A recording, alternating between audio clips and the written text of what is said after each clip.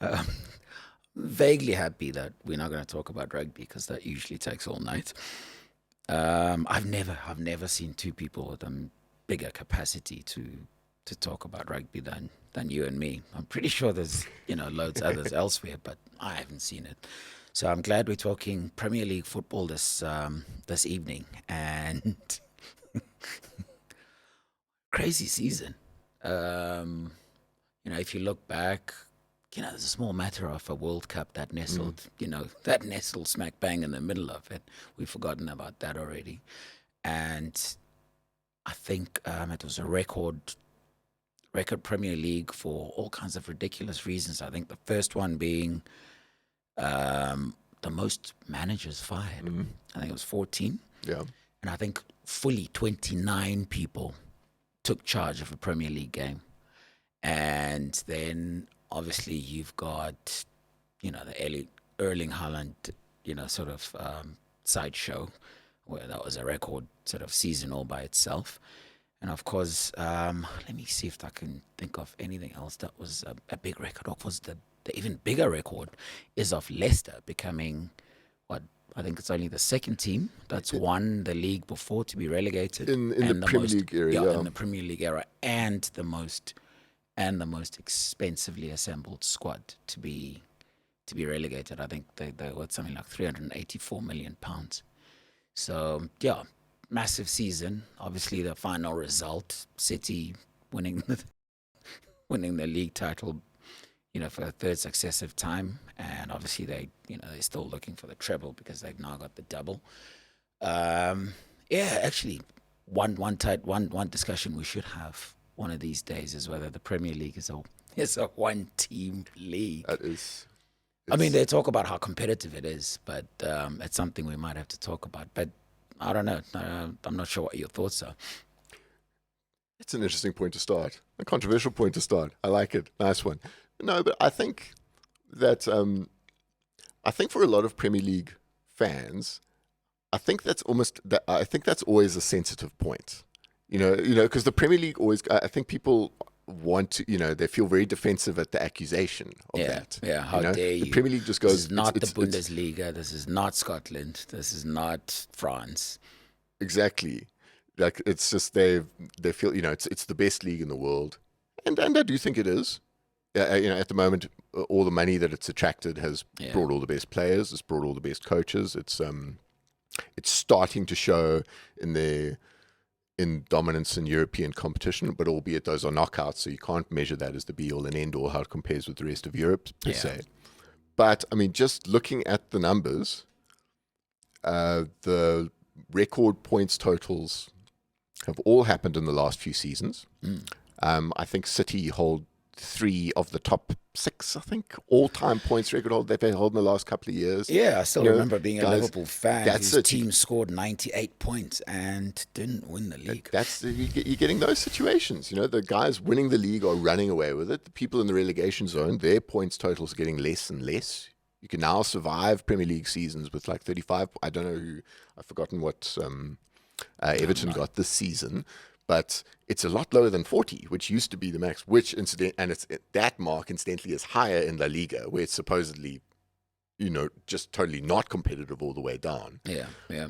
I mean, the proper diagnosis is probably just listen. It is an extremely competitive league, but City have just taken the top to just such a relentless level that it's that is scary. That their points accumulation is scary, and that's just kind of inflated all around them. But still, we had an entertaining season. For all the dominance in inverted commas, we actually had a very entertaining season if you think about it. Look, and it was a title run that went for a long way. I mean, like comparing it, I think the best title run of all the European leagues was probably the Bundesliga that went down to the final day that Dortmund just did it. So by you cursory glance and you go, oh, Bayern Munich 11th in a row. But actually that was the closest one in Europe this year. We did have a title race that in the Premier League that looked alive for a hell of a long period. It was almost a little bit of a misnomer because thanks Arsenal. Well, what that one Man City Arsenal game that got postponed with the Queen's death. Yeah, And they only yeah. got to meet for the first time in, was it March or late February or something? much But I later. mean, that was such an important game in the title race. For ages, it's like there's a City with a game in hand, and it's against Arsenal. You know, that was such an important 6-point swing. That one of those that changes the dynamic completely. You know, and once those two games were done, and City had won them both, then you look at that table and go, actually, the smart money is City winning here with a few game weeks in hand, which is what it ended up being. But but the most important thing is the experience of the season. You know, as long as it seems alive, it's a great product of a title race, shall we say? You know, No, I mean, there's so much that happened. That was entertaining about the season. You look at the top four. I don't think many of us would have predicted two of the teams in the top four. Actually, maybe three. Yeah, possibly even three. Actually, and then you look at some of the placings in Europe. Aston Villa, Brighton, and you look at how Brentford went. You look at how Fulham went. None of the promoted teams were relegated. When last did that happen? And to all intents and purposes, at the beginning, two of those teams looked headed back to the championship, and yet we're talking about teams that are going to be back in the Premiership next season, and that they're going to play. So much happened. I mean, I think there's a whole script in Liverpool season alone. How they went from quadruple to absolutely nothing. I mean, that's the thing. It's so interesting now in that kind of economic landscape of the Premier League. You know, a couple of years ago, we used to get so scared of the big six, the rich six. Yeah. Guys with all the money, they're all just in the top six. They're just alternating Europa League or Champions League spots with, City being a constant in the Champions League spots, and we're going, well, these guys, they're only going to get richer than the rest, and they're going to just blow everyone out the water. Yeah. But because there's more money just getting pumped into the rest of the Premier League, even though these teams are still earning so much money, if you have a season or a period or a couple of transfer windows where you drop the ball with all that money, I'm looking at you, Chelsea, I'm looking at you, Spurs, maybe even Liverpool if you're being ultra harsh. I'm trying to think. But oh well, I mean, they didn't. They didn't. No, they didn't sign a midfielder. It's just mainly a sign of like they signed a bunch of good players, but it was probably a lot of. We'll get to Liverpool later. Signed a bunch of good players, but probably like maybe some of that transfer business could have happened in previous windows, so it was less of a shock to kind of alter the team potentially. But that's harsh. But the point being, if you have one of the seasons where you do drop the ball, there are other teams with enough financial muscle, even though they're earning a lot less than you, they can gather a squad that can challenge you properly. Yeah. So it's not like you can just sit on your laurels and be Spurs anymore, have a couple of bad windows and still finish and guarantee finishing sixth. Yeah. You will drop out of the other teams will drop out of Europe completely. Of course, Newcastle add a whole new dynamic to it with the possibility of being a serious power player there. But that is the one spark that's good in the absolute grotesqueness of Premier League spending. Oh, it's ridiculous. Is that if you do drop the ball, you can be caught by a side like Brighton, by a side like Villa, as you said, and Brentford very, very close, I think Brighton's transfer policy has got to be.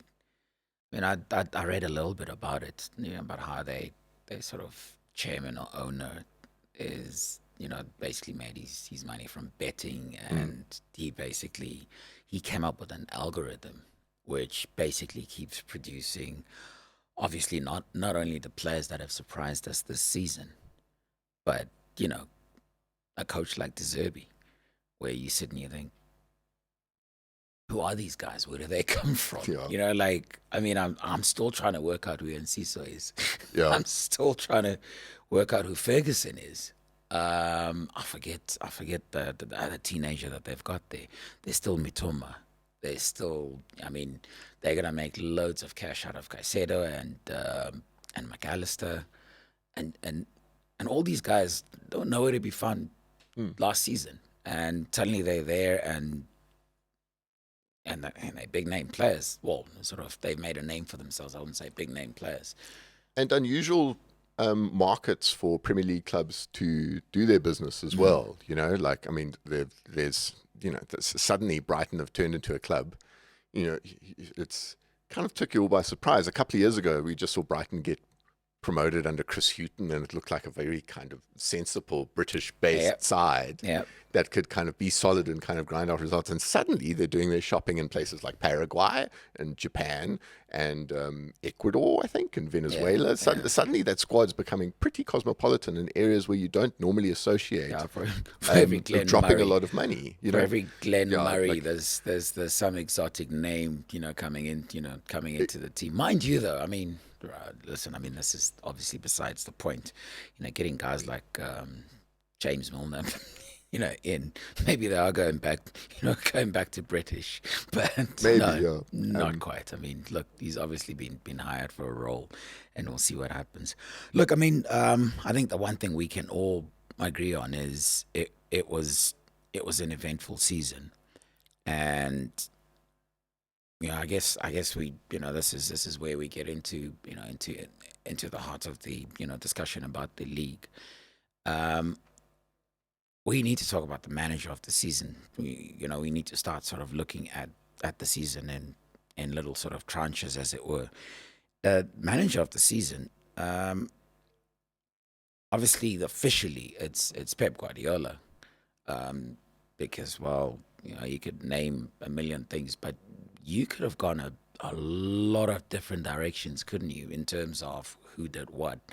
I mean, I don't disagree. Funnily enough, I agree with the Pep call, and I'll explain why, after you. But there was a lot going on there, wasn't there, in terms of guys who, were in with the realistic shout, outside of maybe, the five sort of official shortlisted, guys. I think there's just, I mean, with Pep, always with manager of the season, it's always such an interesting discussion in the first place of how you judge it. It's very subjective, and to pick, is it that, it's a bit awkward when your squad's worth over $1 billion, as Pep says. Well, this is the thing that's always... And when you have Haaland. Yes, and this is always going to be Pep's criticism here, until he lines up a couple of Champions League with cities, which is probably the destiny here. Yeah. But that's always the kind of easy critique is as well, when you get to spend that type of money and that type of funding, what are you going to get, And I just think it's yes, it's a cushy situation, and he is lucky that there's a whole kind of petro-state system all catered towards him, incidentally. And in that sense, he is the most catered for manager in Europe, without doubt. But look at how the man reinvents his sides. Just look at the football they play. It's just like, I know everyone's just going to rate it as the kind of look at the balance sheet. Yeah. But seriously, and how he reinvents the sides, with this season being probably the best iteration of the bunch. They finished the season without a left back. Yeah, they finished the season. Mind you, said left back. Cancelo probably didn't play much like a left back anyway. That was one of his players of the season last year that just got jettisoned because he had a completely different plan. Yeah. I think it's just amazing managerial work. It really is, that gets overshadowed. And people just go like, well, look at his whole career. Barcelona in that league, Bayern Munich and Manchester City, always spent ages. It's like not everyone's gonna give Pep credit unless he does something funky, like take a sabbatical in Grimsby for 3 seasons. It's like no one's going. No one gives him that kind of. You must do it on a cold night in Stoke. It's just silly. Yeah, Why would he end up at Stoke with his skill set? That's always my question. Why would he end up at those clubs with his skill set? There's no reason for him to be there. He will always. You get guys that get those kind of jobs, and Pep, he will have started and ended his career at only the top clubs. I'm trying to think now who else could possibly hire him outside of obviously a national team like maybe Spain. Who else could hire him? And all I can see is PSG. And that would be to finish off, the fact that, they've got a bit of a Champions League curse. But you look at his work, a lot of people actually, let's talk about this season and this season alone. Let's forget the fact that they've won 5 out of the last 6 league titles, or 4 out of the last 5, or the last 3 in succession. He's now drawn level with Alex Ferguson. in terms of how many in succession, and obviously if City wins the Champions League, it becomes only the second manager to win the treble. That's fair enough. If you just look at the season, they struggled. With let's start at the beginning. Actually, let me not start with the struggle. Let me start at the beginning, and the beginning is he gets Haaland in. To make that decision, it takes me back to the old Jake White and Eddie Jones debate / argument, where people say Jake White wouldn't have won the World Cup without Eddie Jones. I think Jake White himself recognized that he wouldn't, which is why he got Eddie Jones into his coaching team. Don't use it, don't use it. Yeah. So when you look, you've got a guy who looks around and says, okay, I need, probably in this case, the Champions League. And he's gone, okay, we need Haaland. Haaland gets in, it doesn't quite settle in. It doesn't quite look like he fits into a team which has played with a variety of false nines for I don't know how long. But Pep in the end makes it work. And then over and above that, he then goes behind to Arsenal, 8 points. And then he starts ranting at the beginning of the season or the beginning of the year, the calendar year in January, about complacency. And he starts benching guys aggressively, and he starts talking about complacency over and over about his players, mentioning some of them by name, some big ones, Kevin De Bruyne, and saying the fans are also kind of like, they've gotten into this, complacent place where, they just like entitled, it's going to come to us. And he somehow he literally has managed everyone or the squad into a place where it's at its best when it needs to be at its best. Having, erased 8-point lead. And how long were Arsenal on top for? 248, what? Yeah, which is it's a new record. Yeah, I think it was 248 days of it was elongated season, but days a lot on top, and yet nothing happened. Having wiped all of that out, what the other thing he's really managed to do is he's gotten the team ready to do what he needs them to do at the business end of the season. For that, it's one thing to have the money. But it's one thing to know how to use it, because also people don't talk about how shrewdly he sold at the end of last season. They made money from their sales.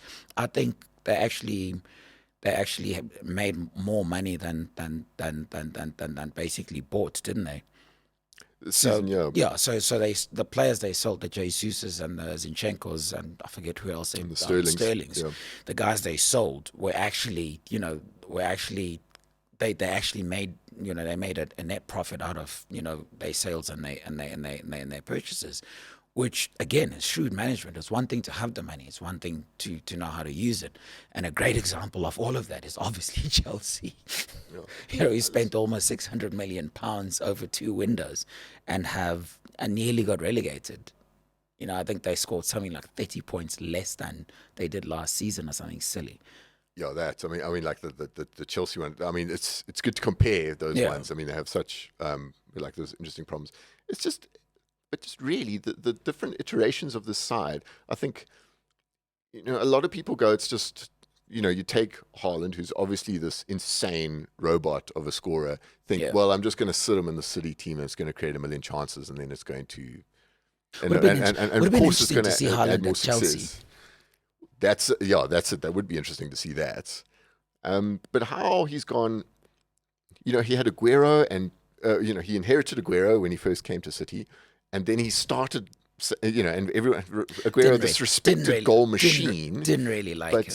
But suddenly, we're hearing all these things as people that getting used to Pep in the Premier League. Just suddenly he's moaning about this guy that's scoring like 25 goals a season, about how he's not tracking back enough. He's not making tackles. And everyone in the public is just going, geez, could you just relax on the guy who's one of the top scorers the division has ever seen, exactly. And eventually Aguero kind of changed the game. And when he left, there was a little bit of a question mark of, well, what are they going to do? The answer is he just plays like 5 false nines in the team, completely floods the midfield, and he gets success that way. And adding a striker on that was, even if it's the best, most promising guy you've ever seen in a while, Yeah. it's a complete restructure of the way they play and the way Yeah. the focal point and how competitive it is in the middle of the field with everyone obsessed with pressing you.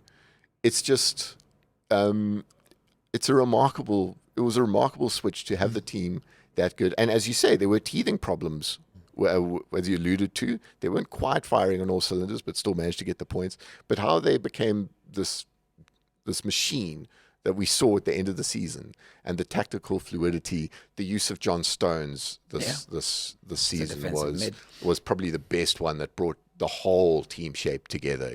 And without Haaland, without that little touch, Haaland effect becomes less.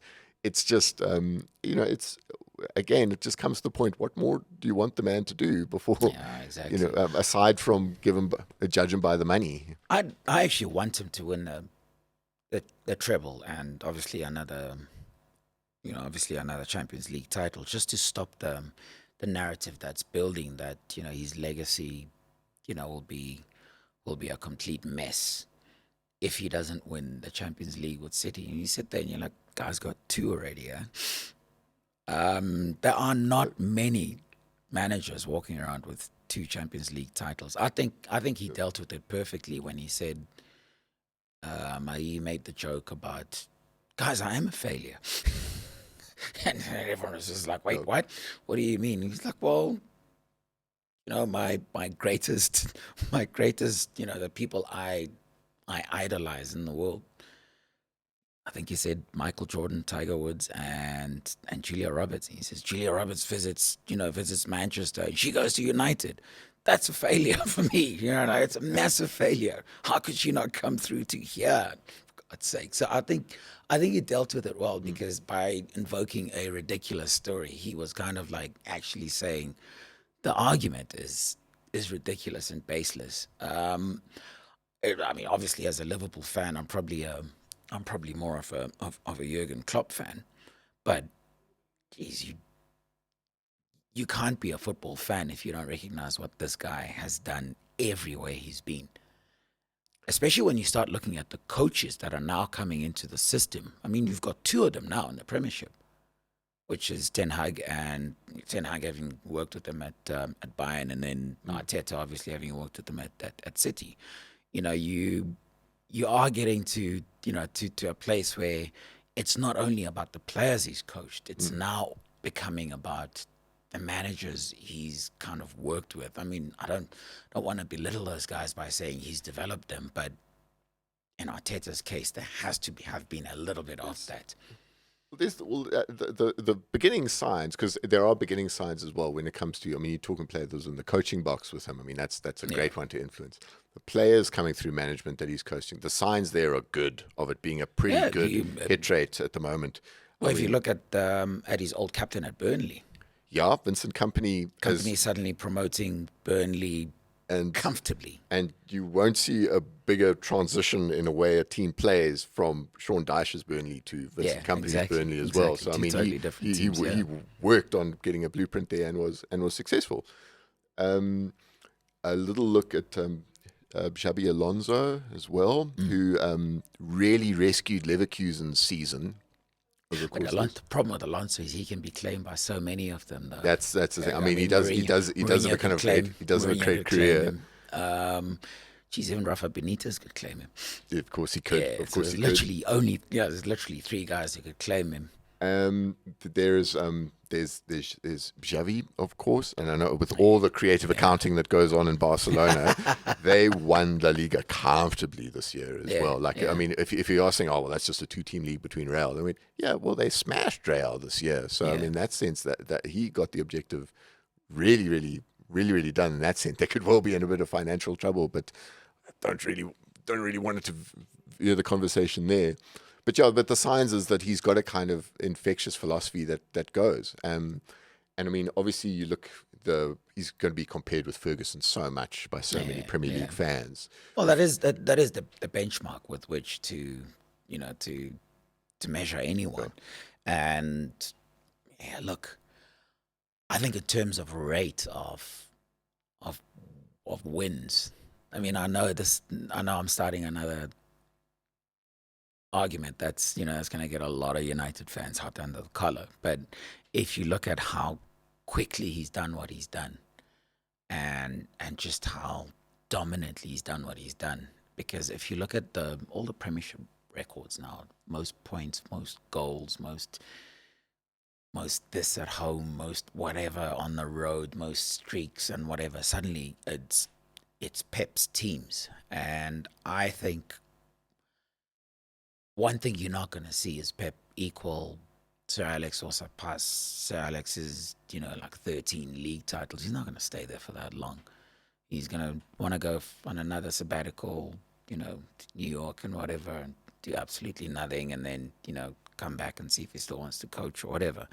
So, but I think in terms of what he's achieved already, if you just look at the rate at which he's achieved things, I suspect we got a guy that's better. That's already better than Sir Alex, and that's saying a lot. I think when you go, I mean, I'm a stats man with a lot of these things, and yes, you can bend them to say.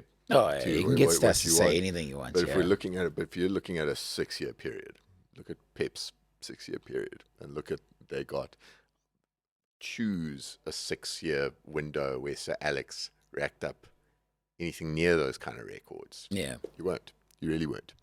There's also an argument that says which is a little bit disrespectful to Sir Alex, but I'm going to go with it.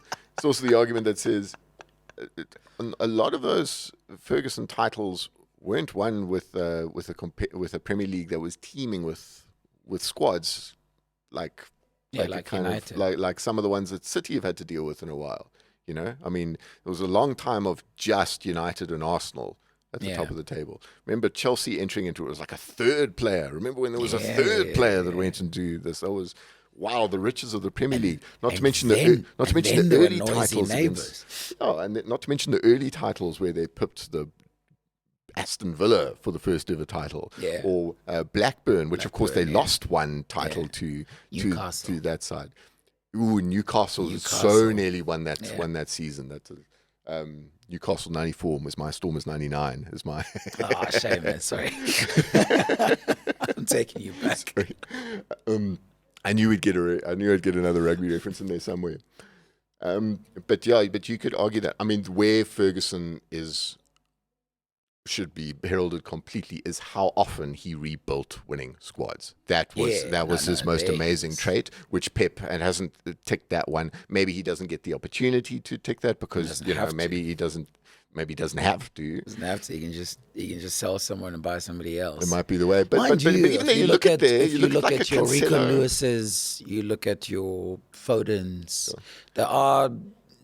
There are one or two guys that are coming through now as homegrown instead of the old.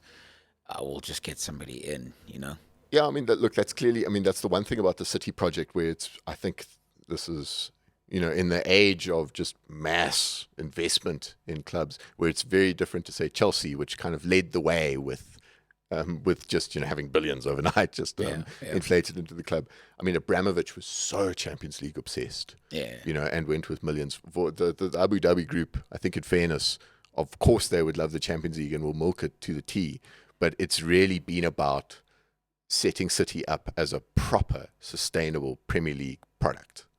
Built under who they pinned their hat on as being the most entertaining manager of the bunch in the world. That's that's how they kind of pinned their hat on that model. Zerbi might have a lot to say about that. Zerbi, coming seasons. We're going to get to that guy because of all the because you know what? I think let's. We actually should move on to the other guys in terms of. So Pep was like the obvious thing. Yeah. It was one of those things where you're like, okay, I can't look past it. It's a bit like when you win the Rugby World Cup, you will get team of the year, player of the year, and coach of the year. Yeah. It's invariably how it works. And this was obvious. Pep was obvious, but there are a lot of guys that were not so obvious, but they did so much great work in the course of the season. I think you'll see. Who's your next best guy? My next best guy is De Zerbi. It is De Zerbi. It's a big leap for a guy who, didn't even finish a full season. The reason I want to say De Zerbi is because I like him, and it's interesting to relay with Pep. Let's go through football tactics last few years. Like Pep's Barcelona side, the tiki-taka, the short passing, the PlayStation-looking football. Just don't say that to him. He hates that phrase. I know he does, but it's there, and it's what defines that era. And those total mesmerizing stuff. And then the kind of German thing from that all German final onwards, where in the 12-13 season in the Champions League, those semi-finals where Dortmund and Bayern really cleaned rails and Barca's pipes with less possession. Yeah. And then Germany won that World Cup, and with 7-2s, again with less possession of the side, when they were starting to go, okay, it's all about the gegenpress and the forward press, and that's that disruptive element of the stuff. Is not it also has a tendency to thrash sides. Yeah. And Pep, Paul Klopp still calls the kind press, of the best playmaker he knows. Yeah. And with absolutely everyone obsessed with the press, as what's happening now in the Premier League, as you can see, and more of that. You're looking for the next little tactical leap of what it's going to be. And at the moment, I made a poor guess a while ago. I thought, and maybe it'll come to fruition, I thought you're going to see more direct football. I thought when the press comes in and everyone's scattered, it leaves the space behind. So especially with the keepers so able to. You look at Alisson. No, they squeeze the whole You look field at Edison and his assists. All the keepers, they have to be able to use their feet. The next logical step is when they do kick it, it's not going to be hit and hope like in the old days where they're actually going to kick it to the right guy, your Haaland or whoever, up front. I mean, City's opening FA Cup goal on the weekend, which looked like a press and play quarterback play, which is getting quite scary how Man City can do that to you now. Yeah. With their keeper, who incidentally isn't the best keeper in the club as well. Just add that little fact in there. Other guy. But where it's looking and where Pep has gotten so class this season is this: if everyone's so into the press, I need to draw the overcommitting of the press and how we hit you once we have done that. And there's two guys that stand out the way: is this iteration of the Pep side of how they've kind of mastered that, and De Zerbi is the other one that's really, really mastered that. They're a little more labored in the passing. He trusts some ball players at the back a little more than you would think. And he's got some lovely ball players. And they create great chances. I mean, you see, it's a guy, you look at De Zerbi, and if you're a Premier League fan, it would not have been a managerial history that you would be familiar of. If you were quite the football hipster, you would have been interested by Sassuolo's rise under him. Yeah. But you probably didn't have the insight of the tactical nuance of how they got there. Probably, you would have seen Shakhtar Donetsk. Yeah, I was about to say, what did he? That's exactly it. You see them in Europe, and it would have been interesting how he would have had that crack at Shakhtar Donetsk, but of course it was cut a bit short because they can be a dangerous side in Europe. But anyway, it was a name that came and kind of shocked, and everyone's kind of worried because everyone rated Graham Potter specifically a hell of a lot with the work that he did at Brighton. But instead, immediately came not just an improvement on a team that everyone had already picked as a side that was overperforming. Yeah. But it shows, but for him, I think he's working on a system that's one of the front runners for where football's going to go. But come on, Sean. Improve the team? Potter would not have smelled sixth place. Listen, I know that Potter's sort of playing style, if it was, what's the word I'm looking for? Boring? No. If Potter's style was a dress code, it would have been smart casual instead of, haute couture. But I'm just, listen, Brighton were fourth when De Zerbi joined there, and they only finished sixth. There is no way. Don't you put that on me. Don't you put that nonsense? No, I just thought I'd point it out. They were fourth, and they finished sixth. No. I'm seriously joking. I'm just having a look at those guys. They lost. What was their left back?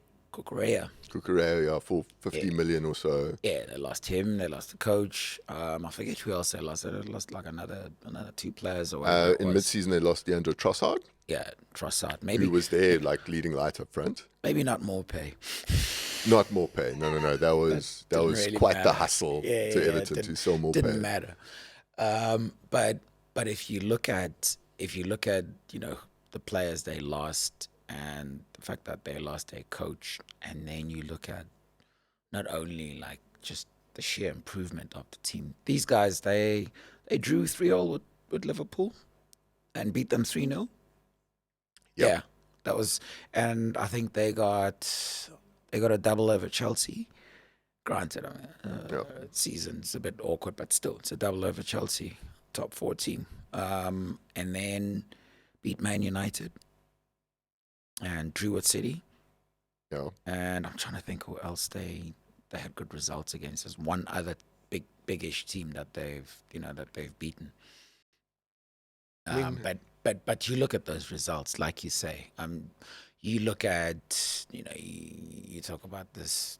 The other weird thing about them is they're actually quite a sort of possession and front foot team. So there's, I think they averaged under De Zerbi.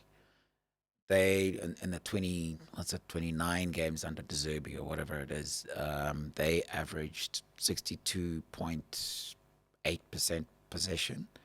And there's only one other team in front of them.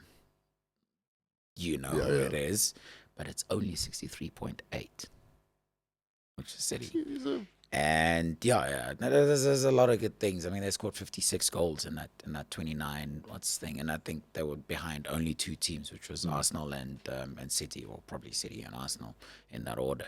So, look, I mean, I was just talking absolute rubbish. I mean, they can come at you with absolutely anyone off. You go back to, you look at their defense. Just remember, they dropped Sanchez for a fair bit of that. And for me, I thought I like Sanchez. I thought Sanchez deserved to go to a bigger team. He'll probably get a bigger team based on the fact that he's out of favor now. But they did that without him, and he was one of the guys that were the mainstay of Potter's team. And it's not like he was having clangers as well. Yeah, I mean, like goalkeeper is a position that you're reluctant to drop. But as a keeper, you will have clangers. I mean, of course. I think Allison had a great season, but he had a couple of clangers that lost him games. Yeah. When you're a keeper, if you have a clanger, forget it. Yeah, for sure. You've got problems. That's the nature of the job. Yeah, you've got problems, and I mean, you look at their players. You look at Lewis Dunk. You look at this Colwell. Now Chelsea are refusing to sell him for 40 million. They didn't want him. They put him out for loan or whatever. Now they're refusing to sell him for 40 million to Brighton because of how he's been improved there. Caicedo, McAllister, Mitoma, Solly March, Enciso, the kid Ferguson. Suddenly the squad's a lot deeper than you think. Even Danny Welbeck has been giving people trouble. Yeah, it was weird when I saw him. I thought, Jesus, this guy's still playing. There was even a little period where he hasn't used him a lot, but there was a little period of Adam Lallana popping in for formidable performances as well. That was a real throwback for. And I think that's one of actually the eye openers. I think Lallana was he was so loved by Klopp at Liverpool, that he'd kind of and before that he'd worked with Pochettino, so he's worked with really good coaches. And reading an interview of his recently, that he's De Zerbi's his favorite coach by a country mile, and this is an experienced player who knows what good coaches are based on the 2 guys he's worked under. And for him to say that, I think it goes back to what you're saying, which is you've got to keep an eye on this guy. But is he going to stay, though? Is he going to stay at Brighton? Makes no sense. Not when teams are still shopping. Probably not. He seems too hot property to do it. I mean, there will be eventually whichever kind of rich six side. But when you say eventually, are you talking about this summer or after next season? Because I don't know. I mean, that's a rough one to call. I mean, you could see. Look, Spurs have done everybody a favor by getting a coach in Angie, by signing Angie. So Spurs are out of the equation, because I think Spurs are always an attractive. They might drive everyone to distraction, including Conte, but they are always an attractive option. if they are like Spurs is an interesting example. It's a Postecoglou is his name. Yeah, I don't know how to From say it. Like, that's why I call him from one. It's like that's the risk is to take. Whenever you go manager shopping in Scotland, you take the guy from who's the favourite right now, Rangers or Celtic. Take that one. Listen, some guy went over the years in top flight English football. Some guy went and got Bill Shankly. Some guy went and got Bob Paisley. Somebody went and got Alex Ferguson. Somebody went. I and got know David there's Moyes. I know there's this thing that Scotland is just the breeding ground of all these things. I mean, Postecoglou is an interesting journey. That man. I mean, he's an Australian that's somehow come into and done well and did do well. And looking at them in the Champions League, very attractive looking club. I can see why a big side will think like, well, if he can, if that's his kind of instinct on tactics wise, that's going to cause it. But the reality of the Premier League now, I mean, is unless that guy starts well, if Spurs had a poor start, and if they are 9th or 10th in October, he'll be sacked. And if he does that, and those fans turn on you pretty quickly. Yeah. And then they'll look at a guy. Then they will look at a guy at De Zerbi. Another team. I struggle to find any logic in Todd Boothly at Chelsea and all the stuff that's gone on there under his reign. So he looks like a complete loose cannon. Mind you, well, he's playing Football Manager in real life, with real money, which is scary. But Poch isn't a bad call, though. I don't think Poch is a good call because he'll know what to do with the players. And you got to stop treating it like he did it. I mean, one thing that Poch gets at Chelsea that he was whining so much about at Spurs is a bit of backing in the transfer market. Teams, yeah. Okay, so you will get that at Chelsea. The problem is at Chelsea you get that and then some, and any other kind of flavor of the day that goes there. That last transfer window where the famous stat was in January that they outspent all the other 4 big leagues combined in just that one window is a disgusting stat. And then you end up finishing 12th. And they're still buying. They've already bought 1 or 2 players. They are not done. Crazy. And they pulled out. They pulled out of was it Ugarte? Yeah, who signed for PSG. And he's he credits himself as this kind of massive venture capitalist, where the great move here is to go like, oh, you sign the guy on a 10-year contract, then you split the transfer fee in 10 years so it doesn't hit you in FFP. Yeah. Okay, that's nice books, but at the end of the day, you still bought like a guy like Mudrake for 60 million. He still hasn't scored a goal. Who buys him? Once a young player signed for Chelsea like that, who buys him? Who is going to spend 120 million for that guy, even if he does bang for a goal? That's it. I don't. It's a model I don't see it. But then the hope is that a guy like Pochettino comes in and he makes it happen. That's it. So if he backs him, it's a good call. But I mean, don't predict what that guy. Don't predict what that guy does. Is what I'm trying to say. Do you know what I think? I mean, obviously we were finishing off with De Zerbi. I think if a guy like Pep wins the Champions League, he's done there. It'll be his 3rd. He's won 1 million league titles. He's won something like, I think in his history, he's won 11 out of 15 leagues that he's contested. Never finished below 3rd. I think finished 3rd twice and finished 2nd twice. So his record is filthy when you add all the stuff he's won, including obviously the Champions League and whatnot. I think he wins this for City. Maybe we're looking at literally 1 season extra from him with City, in which case, if they do start looking, I wouldn't be surprised if they started looking around De Zerbi. Could well be. So if he's smart, he could stay put because, the really big jobs are gone. Chelsea's gone. I'm trying to think. Liverpool's not up. Yeah. Liverpool's not up for option. Ten Hag's doing good stuff at United. Arteta's doing well at Arsenal. Eddie Howe has done miracles. He's bought himself a lot of time. Yes, has done miracles at Newcastle without even using all the money at their disposal. No, you're right. It's just Spurs and Chelsea Yeah, Even it though would we have been both Spurs and respect Chelsea. Poch, Yeah, it's just that they are. I mean, they are quite performance dependent, yeah, being in their jobs. But but you're right. The rest seem quite settled, which is unusual, especially when you look at this kind of season where there were so many sackings. yeah, yeah. But I'm sure De Zerbi will be the kind of flavour of the day. What he got at Brighton, which is one thing which is rare for a manager. Usually, a manager comes in after someone got sacked. Someone got sacked. By definition, something's wrong. You Yeah. inherit a problem. Well, he wasn't One thing sacked. He resigned No, to well, go join, Chelsea. well, Well, it's not even Chelsea anymore. that's the thing. So I mean, De Zerbi got to come to a club where everything was running just great. Everything was running fine, and you got to tweak it. So I mean, that does work massively in your favour. But again, it's also counterpointed by the guy didn't have a preseason with them as well, which is always is when you think about all the tactical and he changes still he brought. managed to change them to play what they wanted to. That for me shows everything about his coaching ability.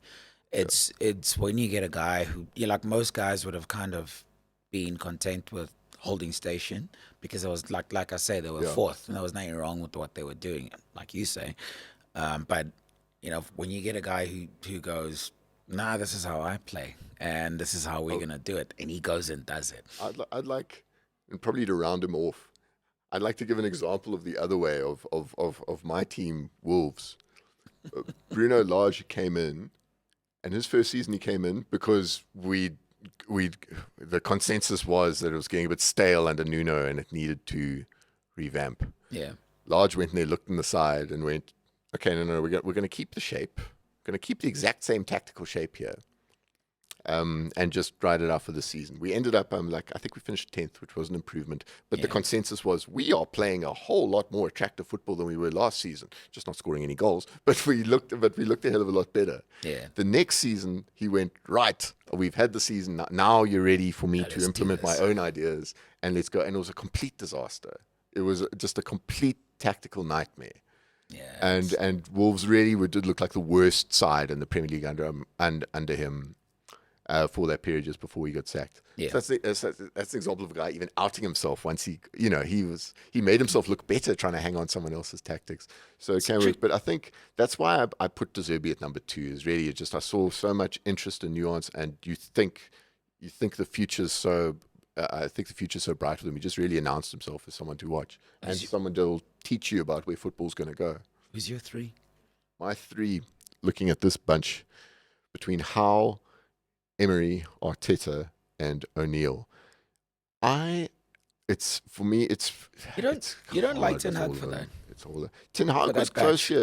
I mean, we made a short list of 6. I think some guys, Ten Hag is unlucky not to be on this list as well. Because look, I mean, he did win 8. You won a cup. You won the League Cup. Made it to the final of another. Made the top 4. I think he's tied United's home wins record, 27, and I think they only conceded 10 goals at home. I don't know how, because they didn't feel like it, but it's in the numbers, and all of this with the specter of Ronaldo hanging over him. Absolutely. Which was a messy time. Don't underestimate the mess that he inherited there. Yeah. Money has spent, Man United complain about the money that's been spent by producers by Petro State stuff and ask how it answers to financial fair play. And he improved Rashford. Which ignores the fact that Manchester United have spent a lot of money poorly in the in the last few seasons. It's a very we looked at that from Ten Hag and gone like, okay, like that was a very good job at Ajax, but this is a long-term project here. And I think for a first season, I thought it was I thought it was excellent. It had moments where you went like, okay, there's still a lot of work to do. A 7-0 at Anfield. Just to give you that little taste of going, okay, there's still a lot of work to do before you want to consistently compete here, because there's still a day like that around with you when it goes wrong. But he is definitely unlucky not to be on this list. I just think some of these guys. No, it's fine. We can go back. I mean, we've kind of given him. We've but inadvertently, we've inadvertently highlighted him, even in exclusion. If you know what I mean. Between for the next one in line, I find it hard to separate Arteta and Howe. Yeah, to be honest. it's pretty tough. It's I see what you mean. they're I mean both their jobs are fantastic here. Arteta really overperformed twice. I mean, last season, the beginning of the season, everyone went, it looks like a promising thing, but these guys won't challenge for the Champions League. They took the Champions League back right to the battle that last season. And this season, a title race out of nowhere where everyone just assumed that they would fall away easily but still be respectful. To stay in it as long as they did with a squad that young is... I'll take you back to the odds beginning of the season. 50-1. 50-1 of them winning that the tells league. you a lot. That really does, hey? That really does. And now they look entrenched, partly because of some other people dropping the ball around them. But you look at them and go, that is probably a good bet for top 4 next year. Even if even maybe it's not as good as it was last year, but you would go, they're gonna beat some other rich 6 guys next season. That's an insane job. But then like compared to Hull, which is just. And of course, there's and there's the double-sided argument there, where you go like, well, all the money brought in from the PIF, but don't and don't underestimate that. I mean, there were some really really good players brought under there by Newcastle that weren't cheap. Bruno Guimaraes is a class act that changed the whole nature of the side. Sven Botman.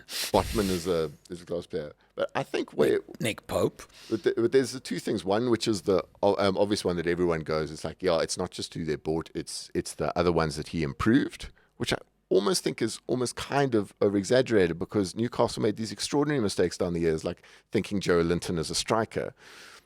Play him in position, and suddenly, guess what? He's a better footballer. And a guy like Almiron we always saw as a promising player. He just looked very unlucky. But now he gets more and more better scoring positions, because guess what? It's more solid behind him. Yeah. So it's those things. I think where Howe interests me so much is how different he looks from when he was the Bournemouth manager. I think his little sabbatical, I think there was some time spent at Atletico, if I'm not mistaken. And you can see a Simeone influence there that he took along with Trippier there as well. Do we want that? Newcastle.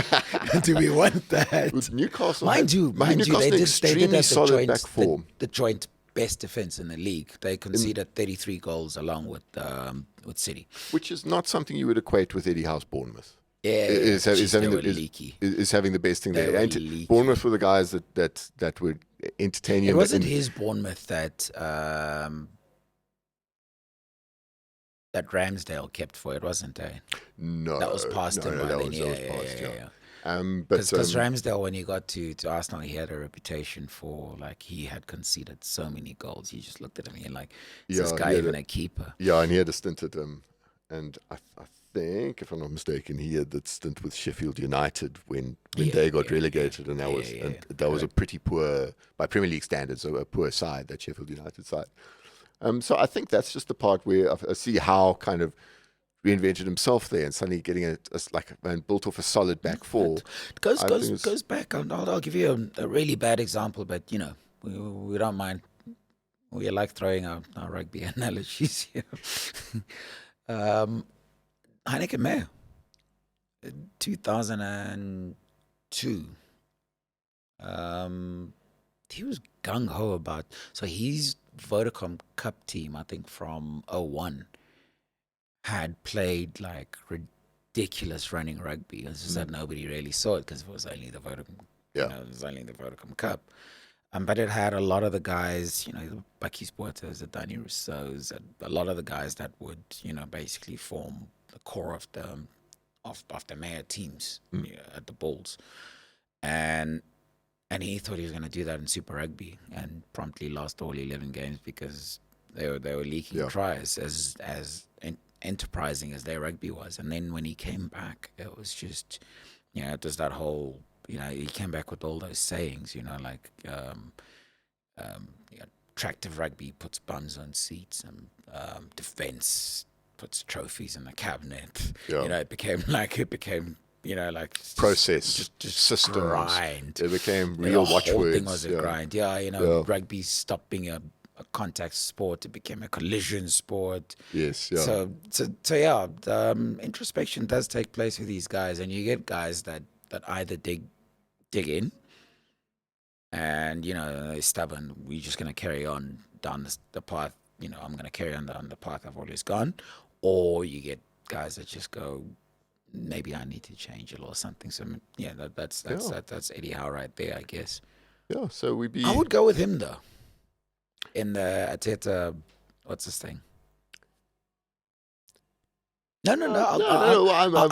I'll let you I s- finish which of the two you go with in the end, and then I'll try and put up my argument. I struggle. I think I'd probably go with Howe. I mean, why I struggle is you go. I mean, you mentioned that stat that illustrates it so well. The odds, the 50 to 1 to be in the title race. It's the jump from expectation. That's that's the possibly the best way to measure a manager as a whole. Sometimes it's nice though. These other factors, but I Sometimes mean, it's nice when there is no expectation. that's it. But to You know, go, I've I said mean, it. I've said it a million it's a times go. And about players who, you know, and this is really bad. I'm gonna preface what I'm gonna say by saying it's unfair to the player, but it does have a grain of truth. Remember Faf Duplessis' debut for South Africa and Australia yes, when he went on that marathon. that century in Adelaide. Yeah, that marathon Yeah, century that got us to draw. Wada. I always say a big part of why he could do that was because, well, there was no expectation on him. It it obviously it's an argument that disrespects what he did because what he did was sensational. But it does have a grain of truth because again, if you're 50 to 1, there's absolutely no expectation on you. So for the longest time, there was no expectation on Arsenal, and the moment there was expectation on Arsenal, you know, that's when they started kind of like faltering. yeah. And their postseason is defined with hope instead of just heartbreak. Which usually be. So I suppose that No, kind it of brings should it. be though. It should be. I mean, at the end of the day, you don't go from where they are to leading, the title race by 248 days, and that's not, For sure. and that's not, that's not a great achievement. Obviously, it Yeah. is. So we're going with Howe as being. I'll go with Howe, as a, yeah, simply because, I mean, I know you don't think an awful lot of his improvement. Um, I mean, the financial improvement. The first thing that impressed me was one, he didn't spend all the cash at once. So he spent, I think, yeah, a total of £221 million. It's actually a lot of money, but that was in two windows. One kind of like a stopgap window immediately after he arrived, and then summer. And I think, and the players he bought are players that have come through for him. You look at Nick Pope; he's yeah. done a great job for him. You look at Botman; he's a really good player. Didn't he get Dan Burn as well? You got Dan Burn, who's a Yeah, really good defender. yeah. Trippier, Trippier, Guimaraes, yeah. obviously. Guimaraes, Alexander Isak. Alexander Looks like Isak who up we didn't see a front. lot of, but that No, looks he like it's going to scored. be. He scored. Yeah. No, He looks like when he's yeah, fit, he's yeah. gonna No, score goals. I just mean game time with him. Yeah. He didn't. Yeah. He didn't play many No, games. it's because he was got, injured. he got a lick out of Callum Wilson, of course. Who, of course, he's got a past relationship before. So it Yeah, was. so it's that side of the improvement, and then there's the side where he stuck to the guys that were there. Um, like we say, I mean, it's one thing to talk about turning Joe Linton you know, into a defensive mid from a guy who's played striker his whole career. It's a big move. You gotta talk the guy. You gotta talk the guy through it. You gotta get his buy-in. It's not easy. Miguel Almiron was getting made fun of by Jack Grealish. Jack Grealish's idea of a terrible player was to call a teammate. I can't remember who he called Almiron. Yeah. No, I take And it. for the guy like that to score, I think it was 11 goals or whatever it was. That's a massive improvement. So I've got sort of massive respect, and then just weeding out like some of the bad influences. You know, John Joe Shelby's not a bad player, but you can see it a mile away. He's a terrible player. Probably had He's a terrible player in a team environment. Yeah, I mean, you look at that and you go, I mean, that's possibly the kind of the sins of the Newcastle side in the past. Is no one's of Newcastle managers in the past. Is no one made that hard call on Yeah, Shelby. yeah, Everyone went, "That's such a good football. yeah, yeah. I can just tame that stallion and turn it into my defense." But it doesn't What's work his like name? that. What was his name? The defender Lascelles, who was their captain. You know, no one Yeah, would speak ill of him, but you know, but you're going to build a new Eddie defense Howe without him. arrived, took a look, and it's like, okay, Yeah, sure, yeah, big captain, bit of influence, but how much does he influence games? no, I mean, and it's And so I think he made very good coaching calls, which is yeah. like he had a job on his hands when he arrived in I think November 21. No, the relegation zone. No, they were last. Hadn't won a Like, game or something silly all season, and he got them from there to wherever they finished, and from wherever they finished last season, I forget. He's now gotten them into Champions League football, all within 18 months. It's almost. I know I'm over egging the pudding a bit here now. It's almost like Grassy in the box. how many rugby Yes, I am. references can you shove I in am. this? I am. Premier I League am. graph? I am taking it too far, but it's almost. But that. yes, It's, no, yeah. So that's what. That's why I feel I the go with turnaround. him. Yeah, That's why okay, I yeah, go yeah, with that's him. nice. Yeah, And the next tier guy, and the next tier sort of coaches. There's quite a few there. I want a little mention. Listen, I always love pumping the guy that got out the relegation zone when you least expected it. You know, I always think that's a guy that's worth a serious mention in a very different kind of element. And Step up, Gary O'Neill. I think this guy's gotten really under the radar for that job. I mean, Bournemouth were everyone's pick to be stone last. They'd lost. And he got I think when he hired took over, they'd lost 3-0, 4-0, 9-0. in the 9-0. And you got where Scott Parker kind of talked himself Yeah, out of the threes. job. Yeah, But, threes you know, twice. Bournemouth, everyone kind of assumed that they would possibly accept it with Scott Parker, not invest too much, take the Premier League, to go relegation with Scott Parker holding your hand, take all the money in a parachute payment if it doesn't work out the next season, and build the team long term. Everyone accepted that was going to be the Bournemouth way. Then Scott Parker talked his way out of a job after 9-0, and this guy came in. Look at that bottom half of the Premier League. Look from 11th to 20th. That includes 8 clubs that fired their manager. That's it obviously includes Bournemouth. The 2 that aren't included are West Ham, where David Moyes came mighty close, and Nottingham Forest, where the guy, another promoted side that managed to stay up.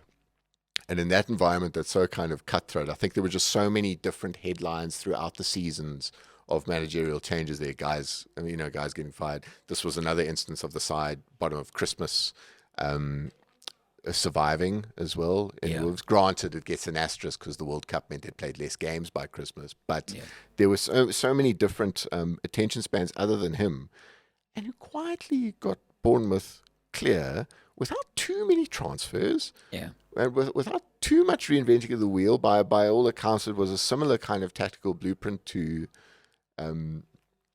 Parker.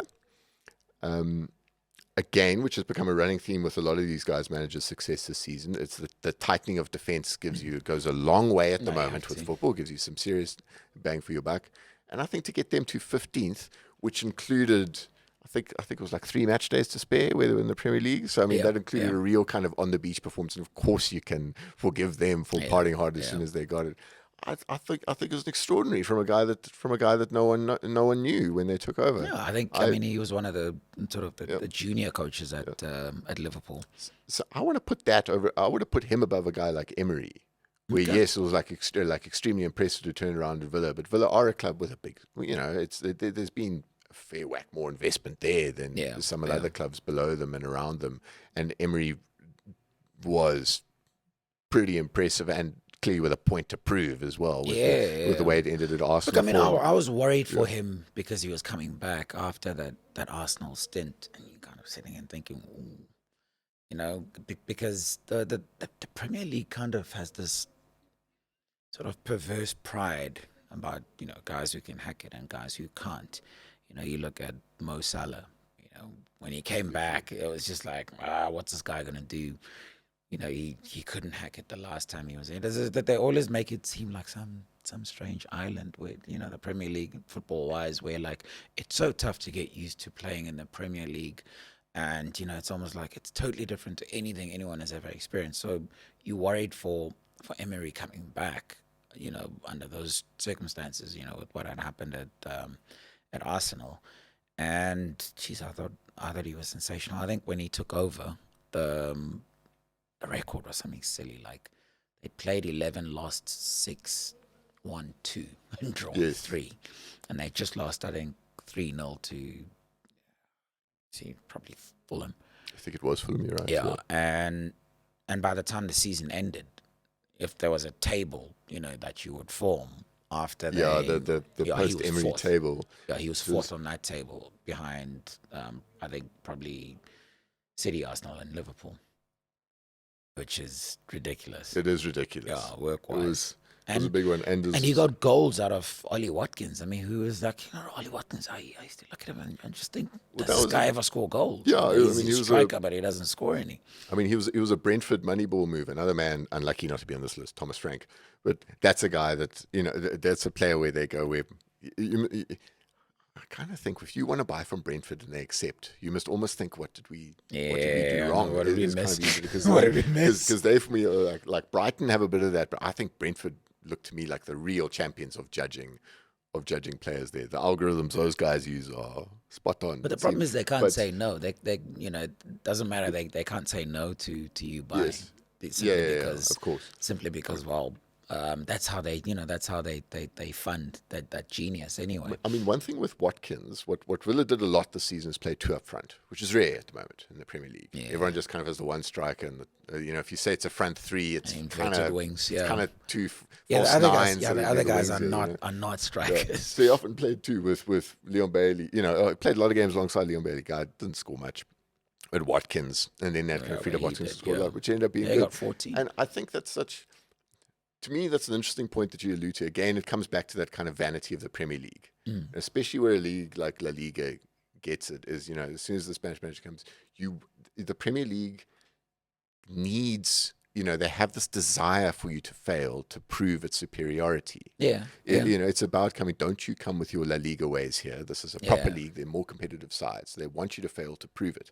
Pep had that all the time when he took over at City. And did finish third and did alter the game in fairness for the Premier League. So in a way, it kind of proved the point that Pep did need to change to be successful. But it's just that inherent desire. And a guy like Emery, who got a big job, failed, went to La Liga, did a good job at Villarreal, won a European trophy with them as well, beating an English side in the final. But he comes back and just go, well, there again, don't you learn with your kind of ways? But actually, he comes back with a nuanced way. It also ignores the kind of Premier League model, which is importing managerial talent from all over. That's what makes the league what it is. Exactly. Simply because of so many guys, so many different influences. You look at, at one stage, kind of guys get obsessed with a certain style. There was a time when, like, if you were German and you were preaching the press, the Gegenpress, you got a job in the Premier League. And, the art trends. There was a time when, the Frenchmen ruled the roost. Arsene Wenger, who was the old cat at Liverpool? Gerard Houllier. Yeah, Gerard Houllier. There was always Clairefontaine guys. Yeah. There's always there can be a bit of a trend in terms of how things work, but by and large, you look at the sphere of influence. It's probably unmatched in terms of other leagues, and yet, like you say, they still look down. They still look down in that. They'll happily go with Frank Lampard and Stevie G. As the right coach. I'm not saying they're bad coaches. I understand that they're young coaches, ex-players and whatnot, but they'll happily take those guys because that guy understands the league, or worse, knows the team, which is like the worst phrase ever uttered when you're assessing a guy. Mind you, they said it about Roy Hodgson though, and it proved to be true. My pet worst one is. Gets the DNA of the club. What a nonsense. What a nonsense. I just... Listen, Rassie and Nina may get the DNA of the Springboks. So just saying. Just saying. I think that's... And everyone wants that story. Every Premier League club wants to be the guy that took the hero ex-player, took the chance on him, and made them the managerial success. Frank Lampard was not the man to do it at Chelsea. But my word, imagine if he was. I mean, he would have been Abramovich's absolute favourite of the bunch. For what he would have done for the Chelsea brand. I see reports still linking Stevie G to the Liverpool job after Klopp, and I'm sitting out thinking, wow, he's got a long way before that he makes that ever look remotely possible. Granted, I mean, his record in Scotland was impeccable. To go unbeaten and break, Celtic's 10-year winning streak is not to be sneezed at. But still, Premier League is a whole different beast. But there is a weird sort of vanity to the league. But just to move on to the other managers, we probably now at sort of honourable mention stages, aren't we? Yeah. There's a few that, I mean, just to go through it goes to the point. There are a lot. Guys that don't make the kind of manager season discussion, but had incredible seasons. Marco Silva at Fulham.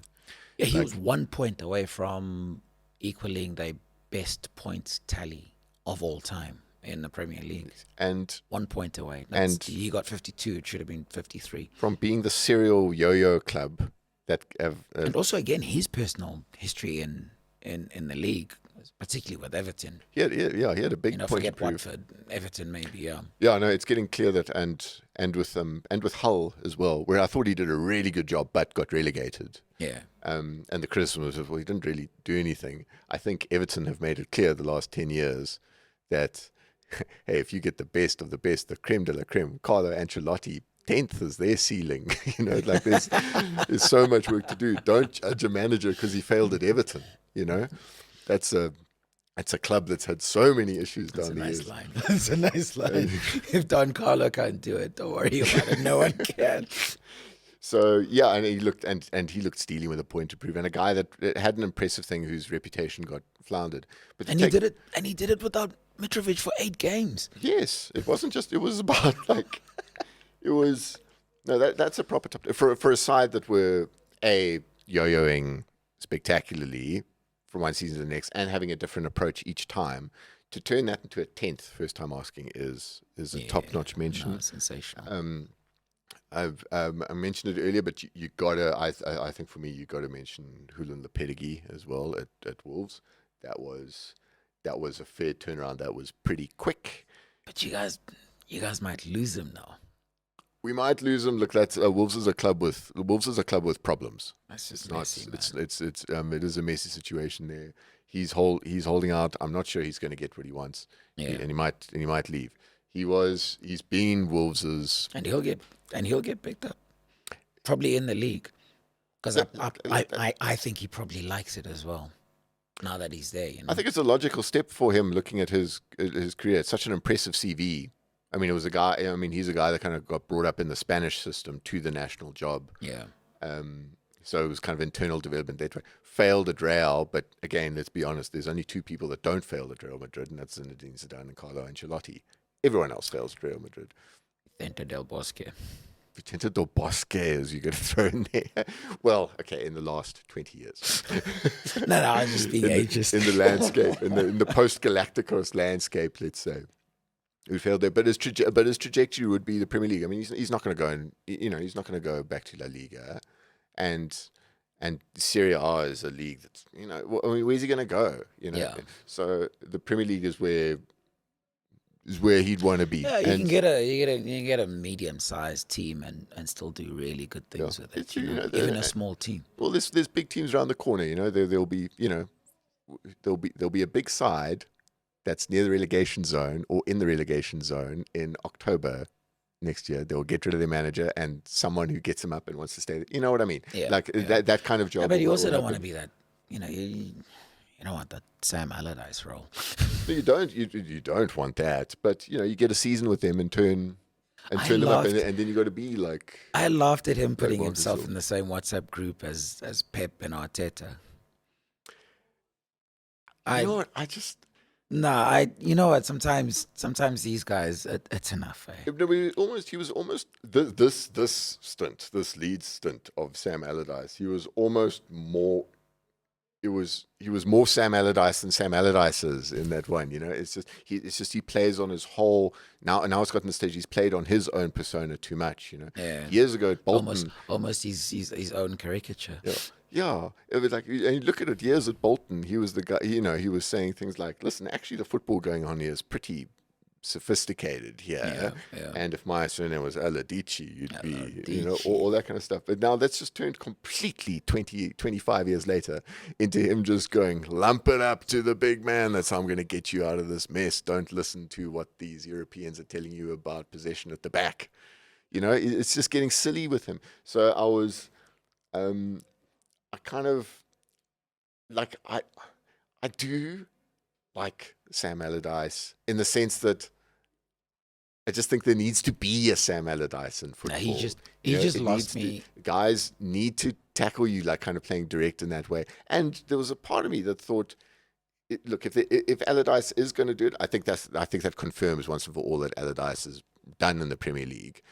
But the one club that would have been, if you're looking at personality fits, Leeds for me was it. That's like Leeds in a relegation zone, who are in a vibe of do absolutely whatever you can to survive. That was where he would thrive, you know. But he had the wrong players though. Well, I mean, that's look, you know, you can't like you want difference in manager styles again, not to disparage from Bielsa. You know, I mean, that's still Bielsa's squad that Marsh and Gracia took over. But then he added all these Americans.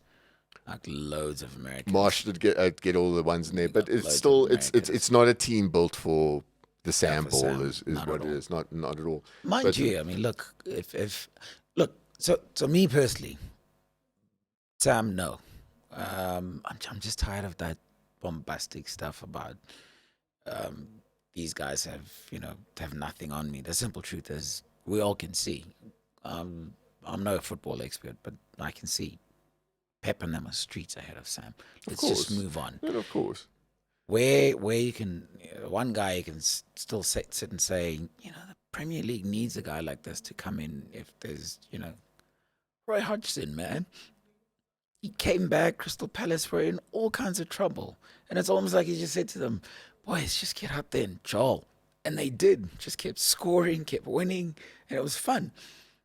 What I'm saying is, you need a guy who's, you know, Roy's football in the old days, coaching Fulham, Switzerland, was actually entertaining football. It's only when he started, you know, like getting into all this relegation trouble that, you know, he started looking like one of these boring coaches. But he does have another gear in his locker. And it was nice to see it, you know, with Palace. But I think I digress. We're still just finishing off the next tier managers, the honorable mentions. So you went with Marcus Silva, which I 100% agree with. Lopetegui. I would say Thomas Frank. Thomas Frank definitely gets because they've honorable improved. mention. And they did the double on City. Yeah, and look, that win at City was just one of those. Yeah, you know, the last one, those yes, are the beautiful first ones. one. The first one is still the only defeat they've had at home. And just with what was it, 26% possession, I think it was. Yeah, something ridiculous. That's just beautiful. You know, you need those football games. Mind over littered in there. matter, game plan, Is game plan go in there and wins. beat City without any ball. Pragmatism, nothing else. So and if anything, this version of Brentford this season, they look more direct than last season as well, like more of a kind of threaded set pieces, a little more old-fashioned. But again, as we said, I think there's room for guys to punch above their weight if they get a bit more direct as well. Be nice if their main striker didn't bet against bent against them. And it'll be interesting to see how they lined up. And in a weird way, like that, I mean, that case was pending so long for Ivan Toney as well. I mean, it must have been this crazy sort of Damocles, knowing that you're getting suspended and knowing that your career is going to be in such a problem. And he was banging in goals in that period. He knew. And I think he knew at the very beginning. I think it was pretty clear cut. The number of charges and, you know, it was weird. It felt cut and dried at the very Yeah. beginning. No, it was just procedural. It felt just procedural. It was just so long, you know. Yeah. But the fact he scored, but like to see who their plan is next season, I would think like if anyone plays fantasy out there, see which young gun they've put as for the Brentford striker. That's your it might make your first squad of the season. Who else gets? Nah. And who else gets goody? I don't want to put Sean Dyche in this bracket. We could throw Sean Dyche a bone because he saved Everton from the ultimate embarrassment of, you know, them never having been relegated in Premier League football or whatever. No, but like beyond that, it's not. I don't it's an think interesting stat. There's so many that did mindful advantage of him. His 5 wins were more than what Frank Lampard achieved in both his stints at Everton and Chelsea. That is damning. Lamp's got 4. That is damning. Hey? Scary, right? He is. Lampard is. Well, I think that's possibly a good transition to. But how's he gonna look? I mean, I'm digressing. I just can't see how Lamps comes back from that. Lamps, if he's prepared to do it in the Championship again, if he's prepared to go to Derby again, that's how you rebuild it. You know? Take it. That's what he did. Yeah. Well, it's like I think for a dude like that, and for me, it's the same with Steven Gerrard as well. I think that is the route. You know, take that kind of middling Championship side, get them promoted, take it from there. Look, I think most of these guys they find out the hard way that, you know, just because you're a great player doesn't mean you're gonna be. Yeah. Which is why you know they make better pundits than they make coaches. You know, step up Roy Keane. Roy Keane always sounds like he's got all the answers in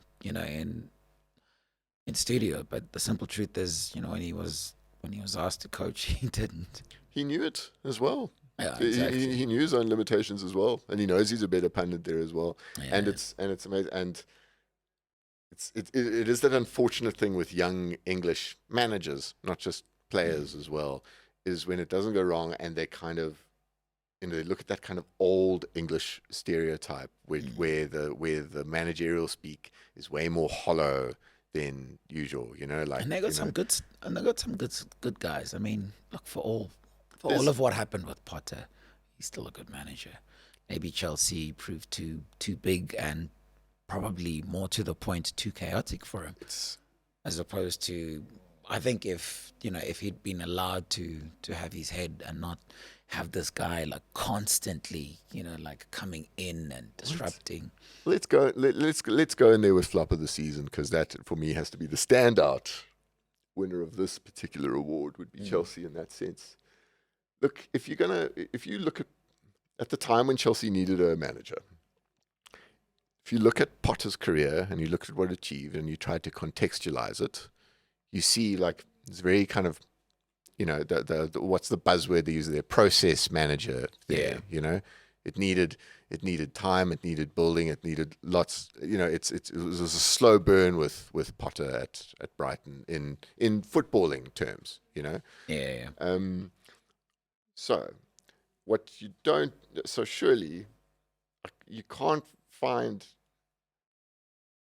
like Chelsea's approach with the squad, because that's the thing with young managers when they make that step up to the thing. Everyone goes, "Oh, do you have the ego to, you know, can you manage all these egos in the dressing room and can you control it?" You know, it's one thing to get the Brighton dressing room to listen to you, like look at all these Chelsea internationals, make them listen to Graham Potter. Yeah, everyone throws that criticism at them.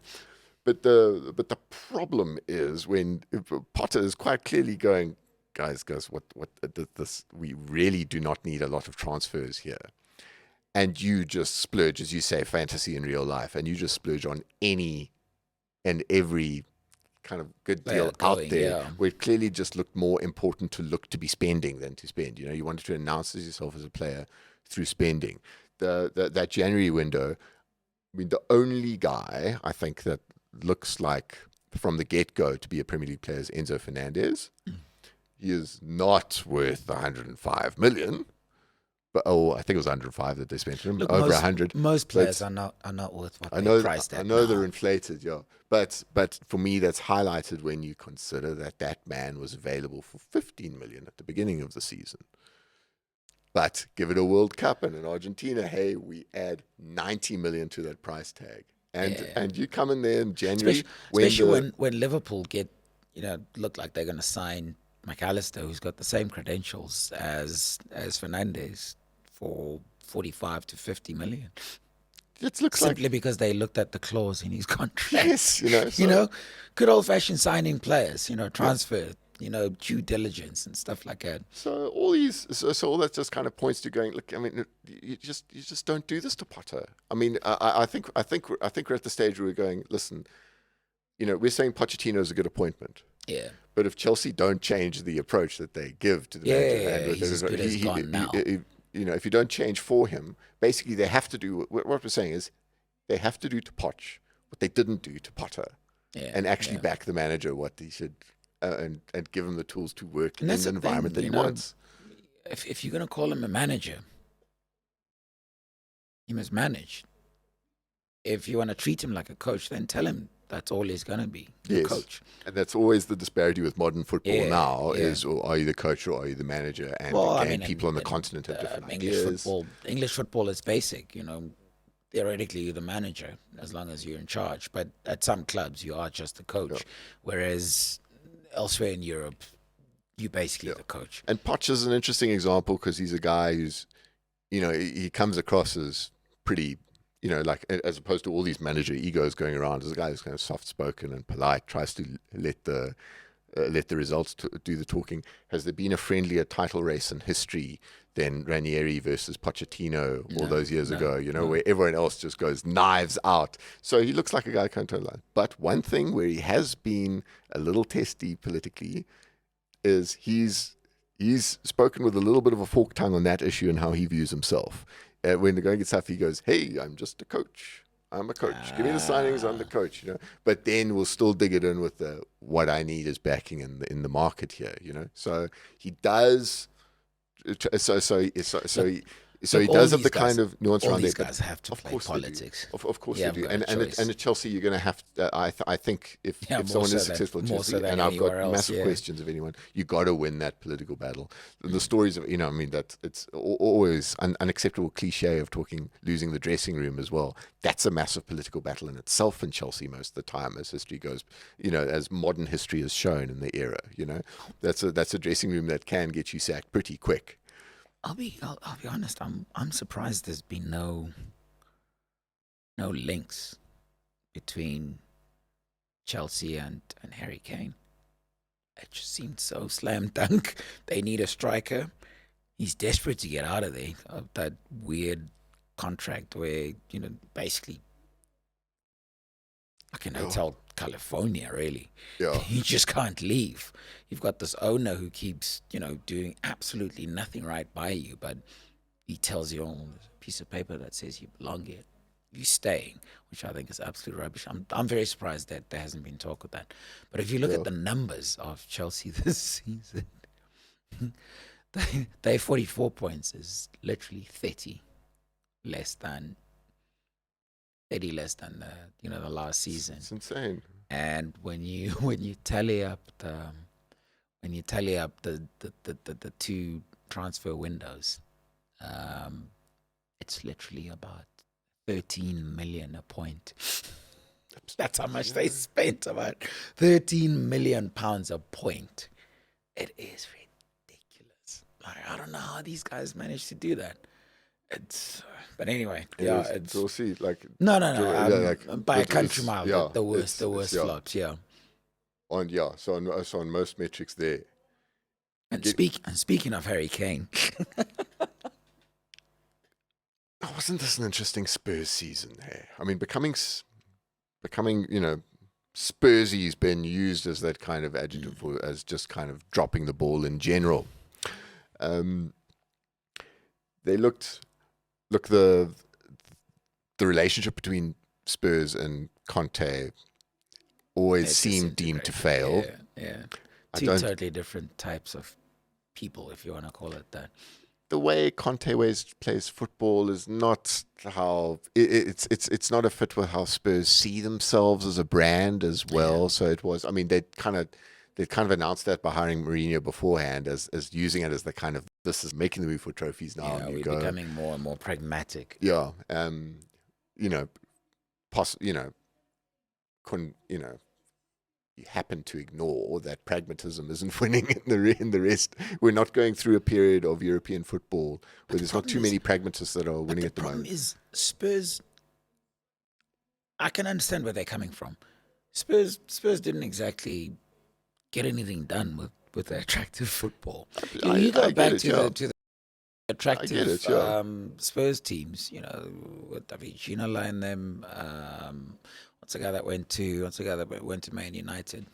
Berbatov, yeah. Yeah. Michael Carrick. Robbie Keane. It was lovely football, but guess what? Didn't get anything done. No, that's it. Look, if they've got... Look, I mean, if you talk of that old Big Six, the smallest of that Big Six by far actually, in terms of reputation as Spurs, it's that last league title in 1961.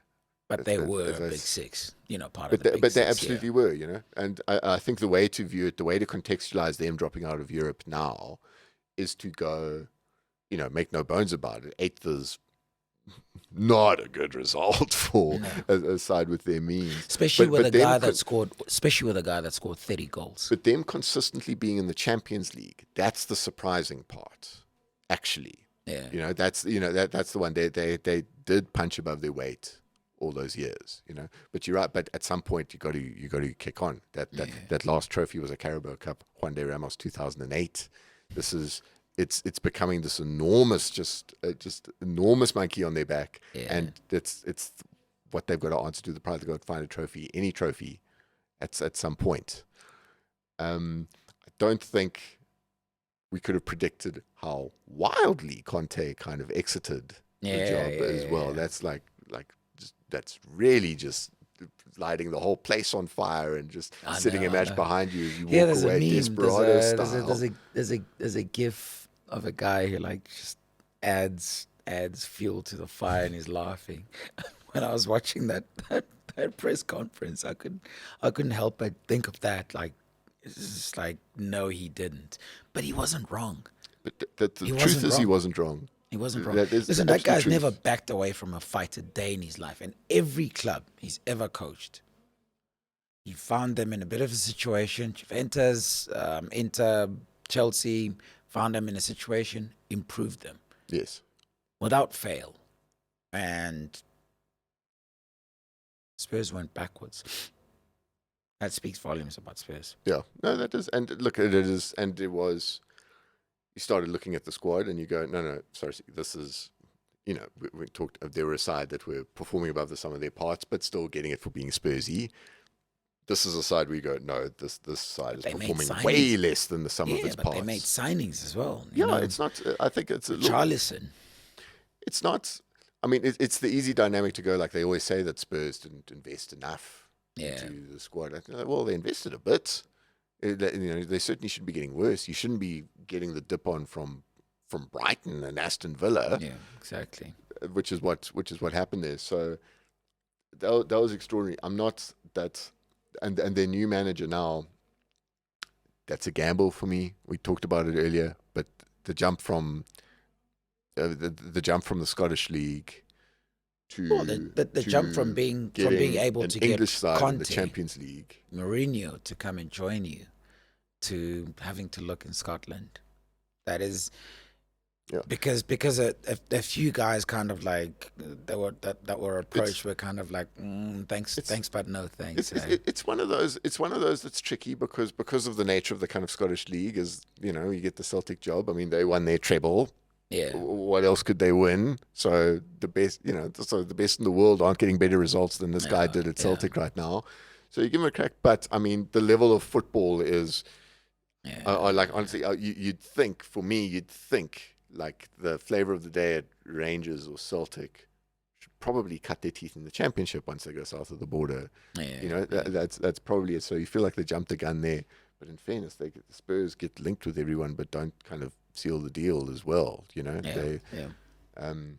so yeah, the two big and for those two teams being flops and dropping the way they did, that's the one that that actually, and the fact that they opened the door for European spots for others and Champions League spots for Newcastle, of course, by dropping so much. You can almost thank them for kind of making the Premier League a bit more open again from them dropping the ball. It'll be interesting to see how they can spend out of it. I'm not sure they're taking any real credit. They won't, and I know their fans would hate that. Yeah, they're not interested. But if we had another, but I do think, like, I would say the argument is, if we just had another season, if these sides had performed 5th and 6th, we would have said they underperformed. Yeah. But the league wouldn't have looked nearly as fascinating, and the prospect of next season wouldn't be a fraction as interesting, in my point of view. Of course, Liverpool did their bit. They did do that bit. We had some chats about it. They probably look out of the contenders that we have here, flop of the season. I do think Liverpool are probably. I think all these sides probably did worse than Liverpool in that sense. Still, I mean, it's still quite some way to come down from the quadruple to absolutely to Thursday night football. Yeah, I mean, we'll ask you. I want regardless of how much Klopp wants to embrace it in his press conferences. And it did look better in the second half of the season for Liverpool, markedly better. I mean, this was such a long season. The beginning of the season seems like so long ago, like and the Liverpool start were poor. I mean, it did start. I mean, I think at the start, when Van Dijk's form wasn't great, and that was always the kind of attitude. I mean, you only had to look at the season where he'd had that horrific leg injury to see how the results dropped. Without him, even though they snuck in Champions League that year. But a bad Van Dijk has ripples in that Liverpool side. You know, I think he was always that Old Trafford moment will haunt him with his advancing with his hands behind his back, like some kind of hostage at gunpoint going forward. But that had ripples on the side. That they always talk about that whole work rate of the Liverpool midfield, and when a cog is missing there, and they were and when they start flat, it all gets ordinary pretty quick. But there's all kinds of mitigating circumstances, which is, when you play 63 games and you play a particularly physical brand of an intense brand of football, knock-on effect into the next year, and you lose someone as important, obviously, as Sadio Mane, and the knock-on effect is quite. Fatigue alone was a problem, but then I think the psychology of it as well. When you're in line for a quadruple, what you really want to do is win the league and the Champions League. Yeah. Not the bloody Carabao Cup and the FA Cup. That's not what you want to win. And, they tried to kind of like paper over those cracks and, oh no, but it was fine. And they still had a ticker tape parade, but it was like everybody knew, like, no, come on. And psychologically, I think they were damaged. And then you compound that by not signing maybe new legs, not only new legs, but like also not signing where you needed people, relying on Thiago, who's beautiful to watch and is so much fun, in the 2 or 3 games that he's playing before he gets injured. To rely on guys like that for a season as long as this one, I was asking for trouble. So, I mean, that's the mitigating circumstances. But still, you then look at a team that won 3 matches, 9-0, 7-0, and 6-1. And they still only finished 5th. That's it. They scored the 3rd most goals in the season, I think, of anyone, 75. But the EC still finished. So they give those flashes knowing. Alisson was joint 2nd on the clean sheets with 14. It's like, how are you there? And it doesn't look like there's so many things. It looks like it doesn't add up to 5th. Yeah, exactly. Yeah. It is a strange one. And there were those results that show. I mean, the important thing that those results show is it went like, listen, like everyone says, like the side needs a revamp, but there's plenty of life in this side as well. And they still have that ability. And Liverpool are still my favorite side in terms of if the opposition gets it a little bit wrong. It just takes it getting a little bit wrong. The guys that can put you away properly are Liverpool. They're the guys that are getting 7s and 9s on people. Like City will do it in in a very different way. Yeah, But the way it's that nice and professional. but It's the way like they just 4 or kind of 5 ruthlessly maximum. go, you know what I mean? I mean, that United game was, they only had a fraction more shots on target than 7 that day. You know, like that was Yeah, and yeah. it still ends up as a 7-0. So that gives a lot of hope. But it's just, I think there was just such. But you look at it, and there was just problems apart from Allison, who I agree had a good season. A couple of clangers, as you say, but they always get magnified more in goalkeepers and always more Yeah, expensive. yeah. But there was just a problem in every area of the pitch, you know, at different stages of the season. You know, there's with the defensive row, with the midfield three, and the front line was, I mean, Yeah, that's where quite all the money was disjointed. spent. It's incredibly disjointed. I mean, it's not just Mane leaving, who absolutely makes Mo Salah look a hell of a lot better Yeah. when he's in than when he wasn't. The stats are pretty clear on that when they were both playing for Liverpool. Firmino as well getting I hope phased they all. out is I hope they all learned. I hope the lesson learned here. You know, as much as Sadio went to be his own man somewhere else.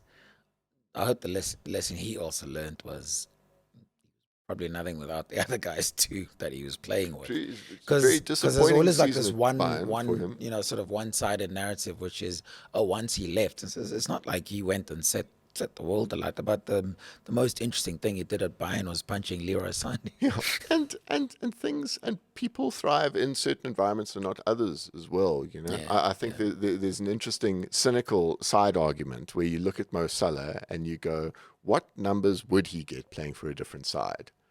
You know, so much of Mo Salah's game is about capitalizing on what Liverpool can create when Liverpool are at their pomp. You know, yeah, and that's how Salah's got some and they great create for numbers. him. And they create for him. You know, Yeah, and there's some games where it doesn't quite seem right, and he looks pretty. And he looks pretty ineffective in certain games as well. You he's know, a strange player. Though. so He like, can look average, but geez, there's no arguing with yeah, his numbers. but that's Listen, it. to score 19 goals in a crap season, Of course, it speaks volumes about. absolutely very very special player, and he scored some incredibly skillful And how many goals, and assists was he? Was it 14 it assists? was 14 this season. Eh? Yeah. Like, so I mean, it like contributes a hell of a lot.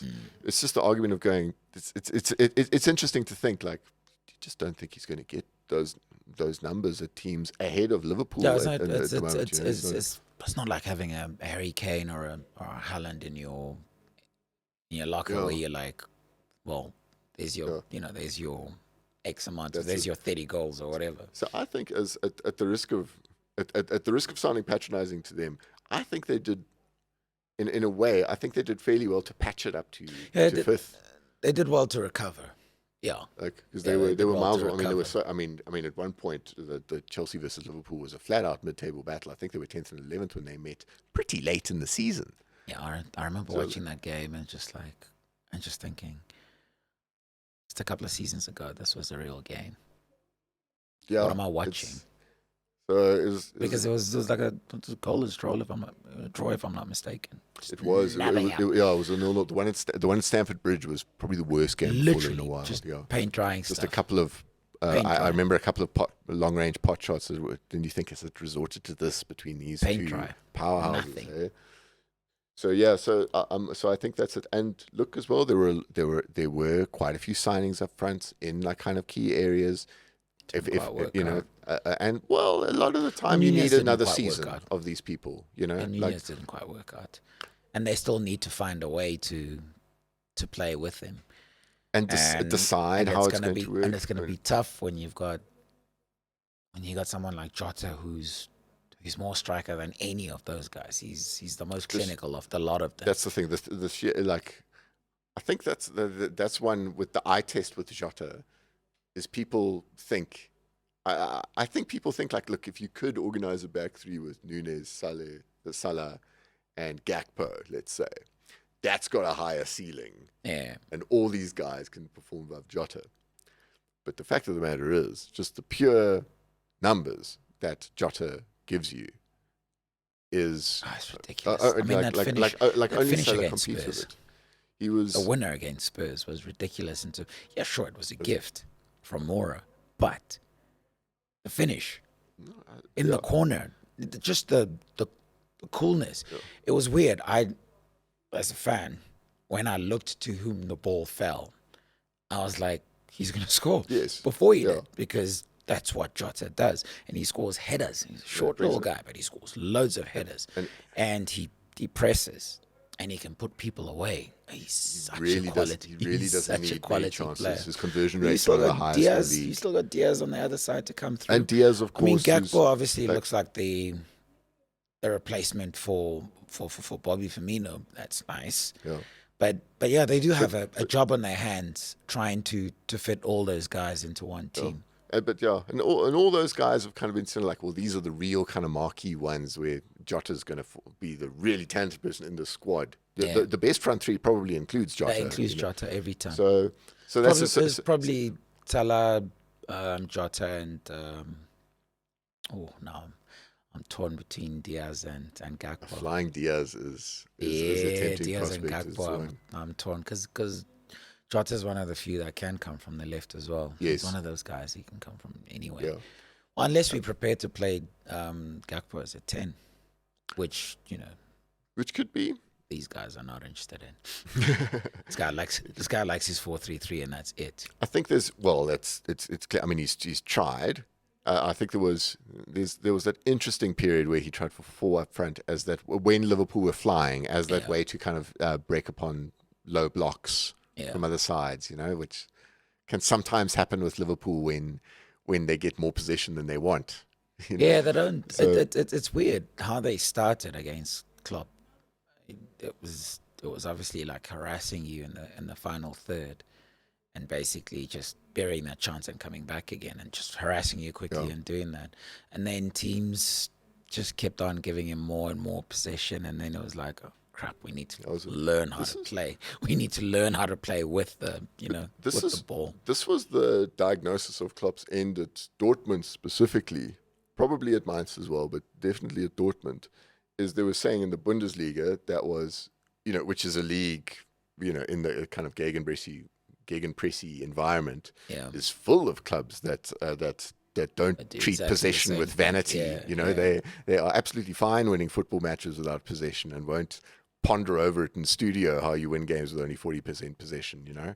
And they were saying that after 7 years, and that weird 7-year pattern that seemed to have followed Klopp, is all the Bundesliga clubs were going, you have the ball, and we set shape, and it's going to be an ugly game that we're going to provide against you, but it is the one that's best placed to get a result. And they did drop really, really dramatically, and there was no kind of, and the problems were less, they weren't attributed to a season where he had too many injuries. They weren't attributed backing in the transfer market. His squad wasn't exhausted. Yeah. Well, to the extent that his kind of Liverpool squad has been, he was tactically found out. Mm-hmm. And it's a man who's quite unapologetic about his tactics. I mean, I think the difference. But he is having to change.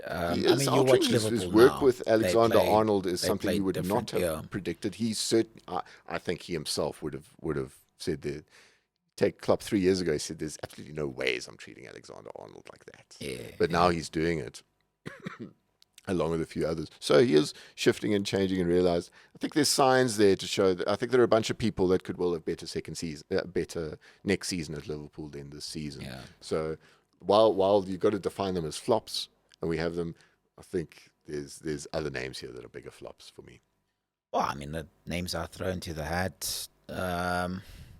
This is Leicester just because of that ignominious record of, being former winners, being winners just what, 7 years ago, and FA Cup winners 2 years ago, and to now be relegated, and also with the squad costing £384 million.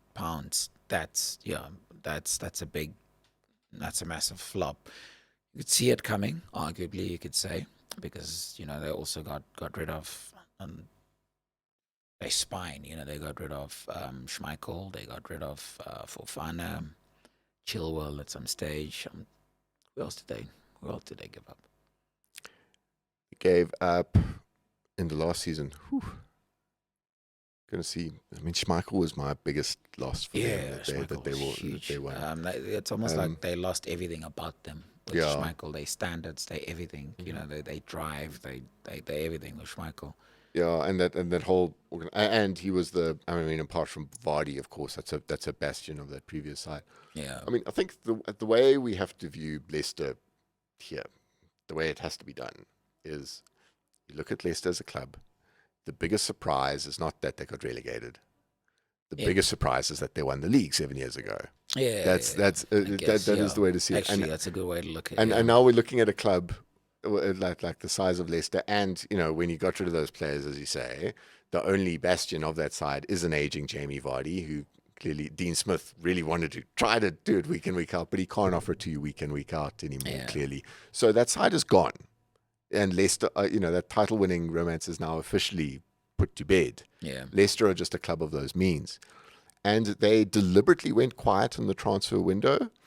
Those owners were hit badly by the pandemic as well. These are guys that deal with duty free in airports. That was quite a hit that Yeah. they took when no one was allowed to fly anywhere. And there was a lot of kind of purse string action there. Yeah. I know you give that stat about the most expensive squad being assembled. For me, it's inevitable that someone breaks that stat, even if their transfer business wasn't that bad. Just the way the inflation rates are going, you will be there with the most expensive squad. Here's a big stat. It is a big one. No, here's a big stat. Okay, They lost 22 of their league games. it is.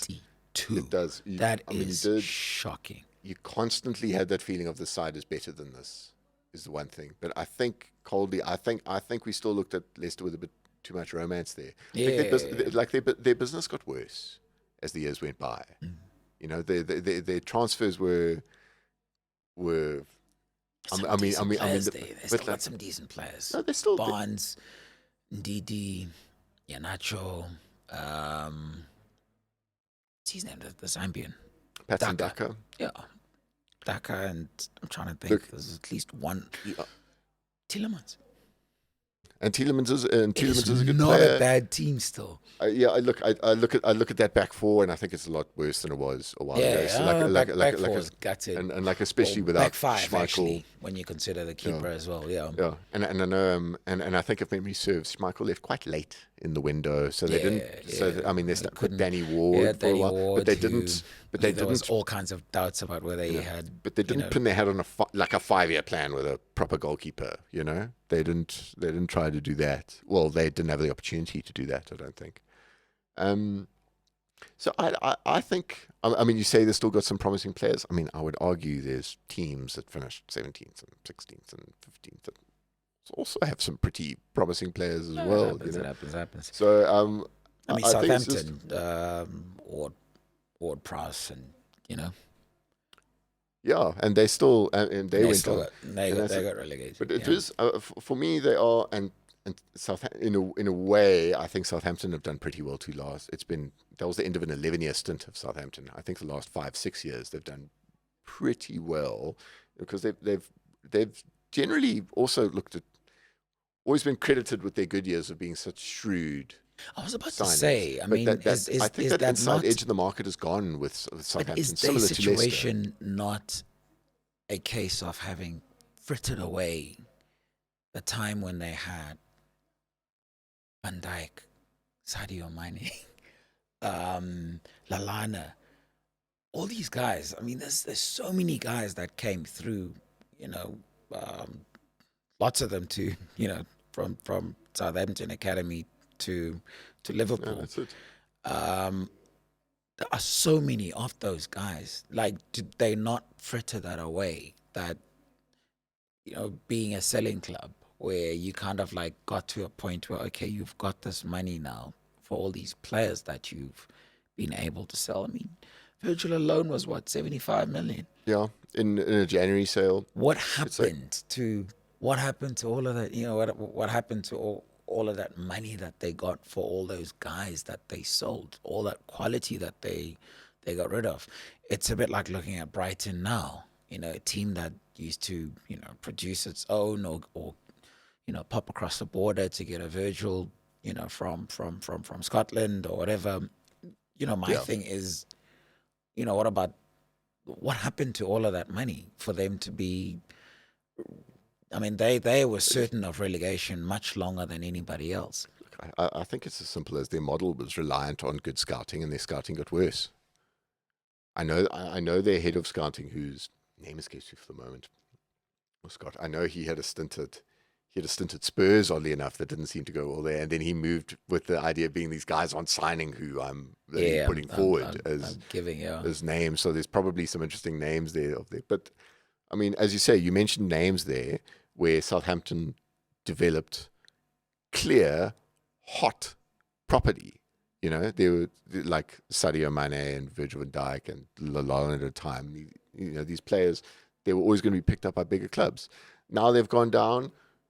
Which players do Southampton want to pick up? Does someone want to take a pop on Ward-Prowse, maybe? Best you're going to do is Ward-Prowse. He probably ended there.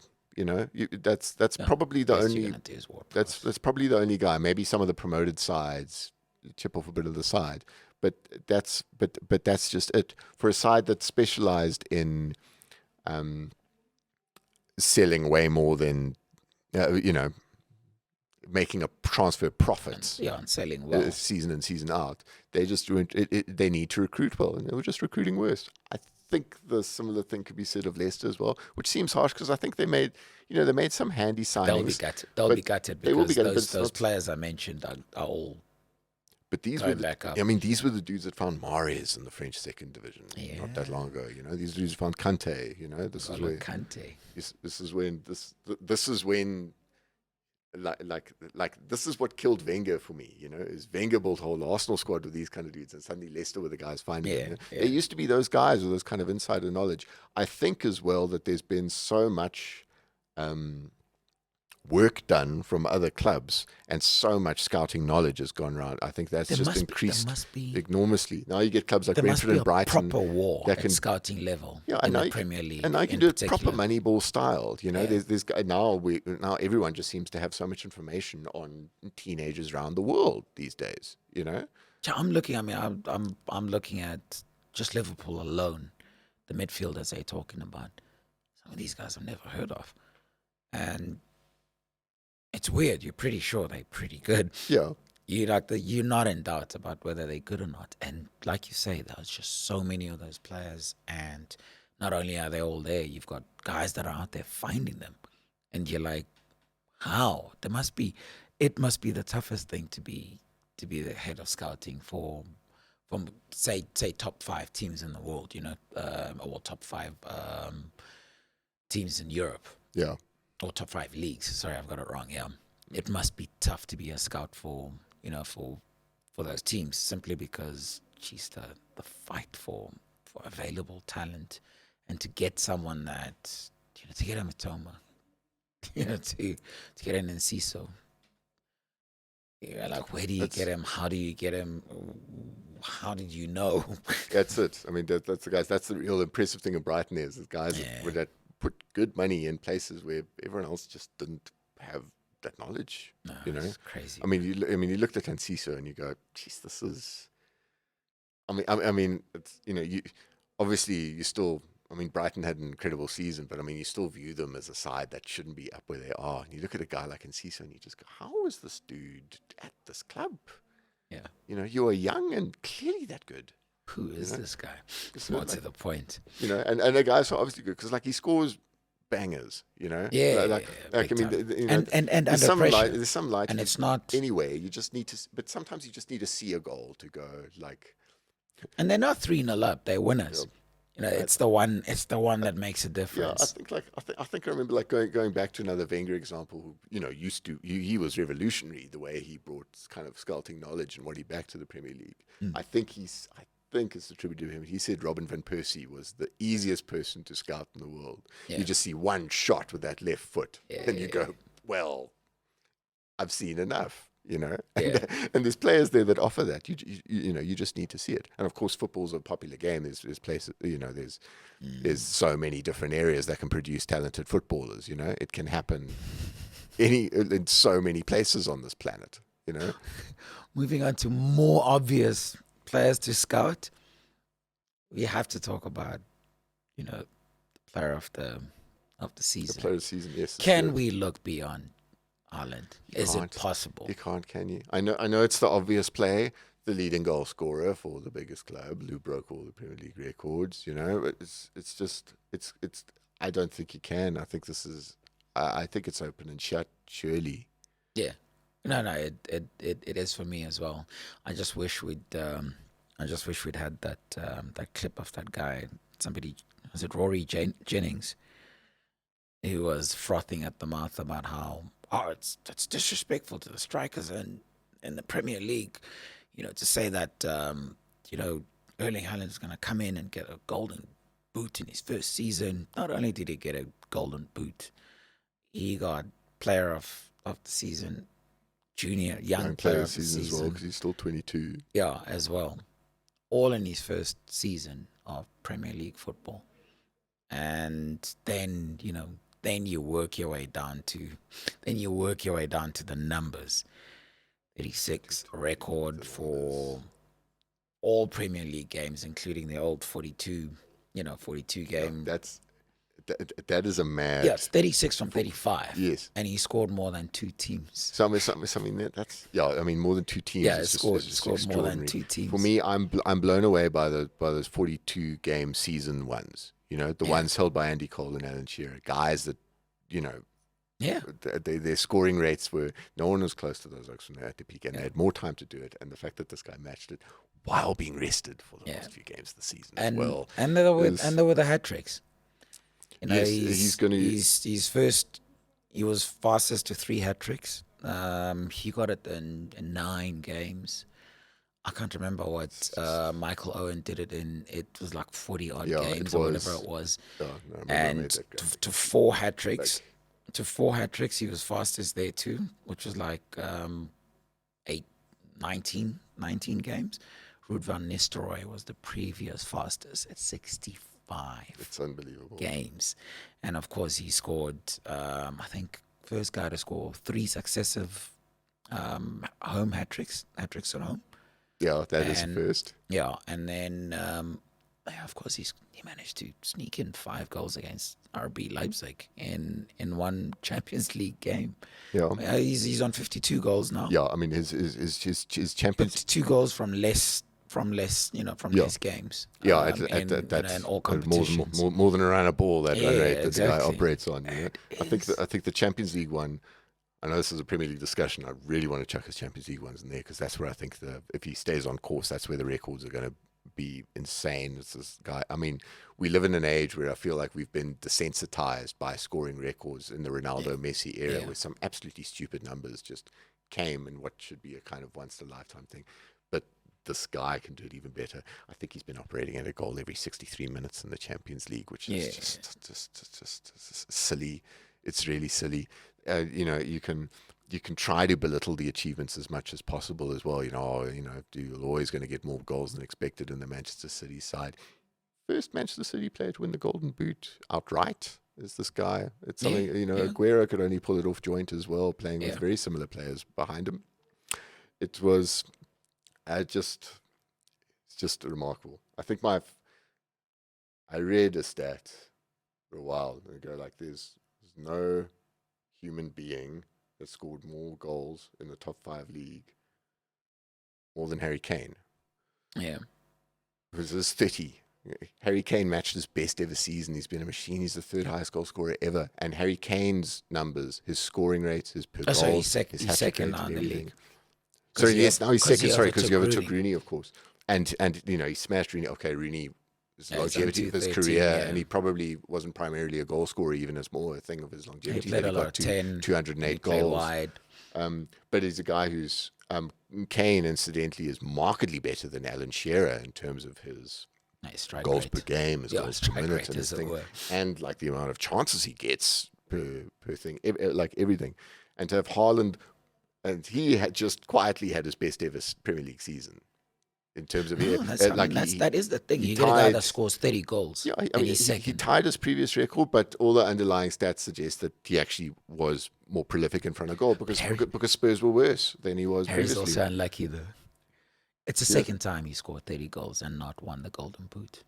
Yeah, that's right. The behind Mo Salah. Was Mo Salah. Yeah.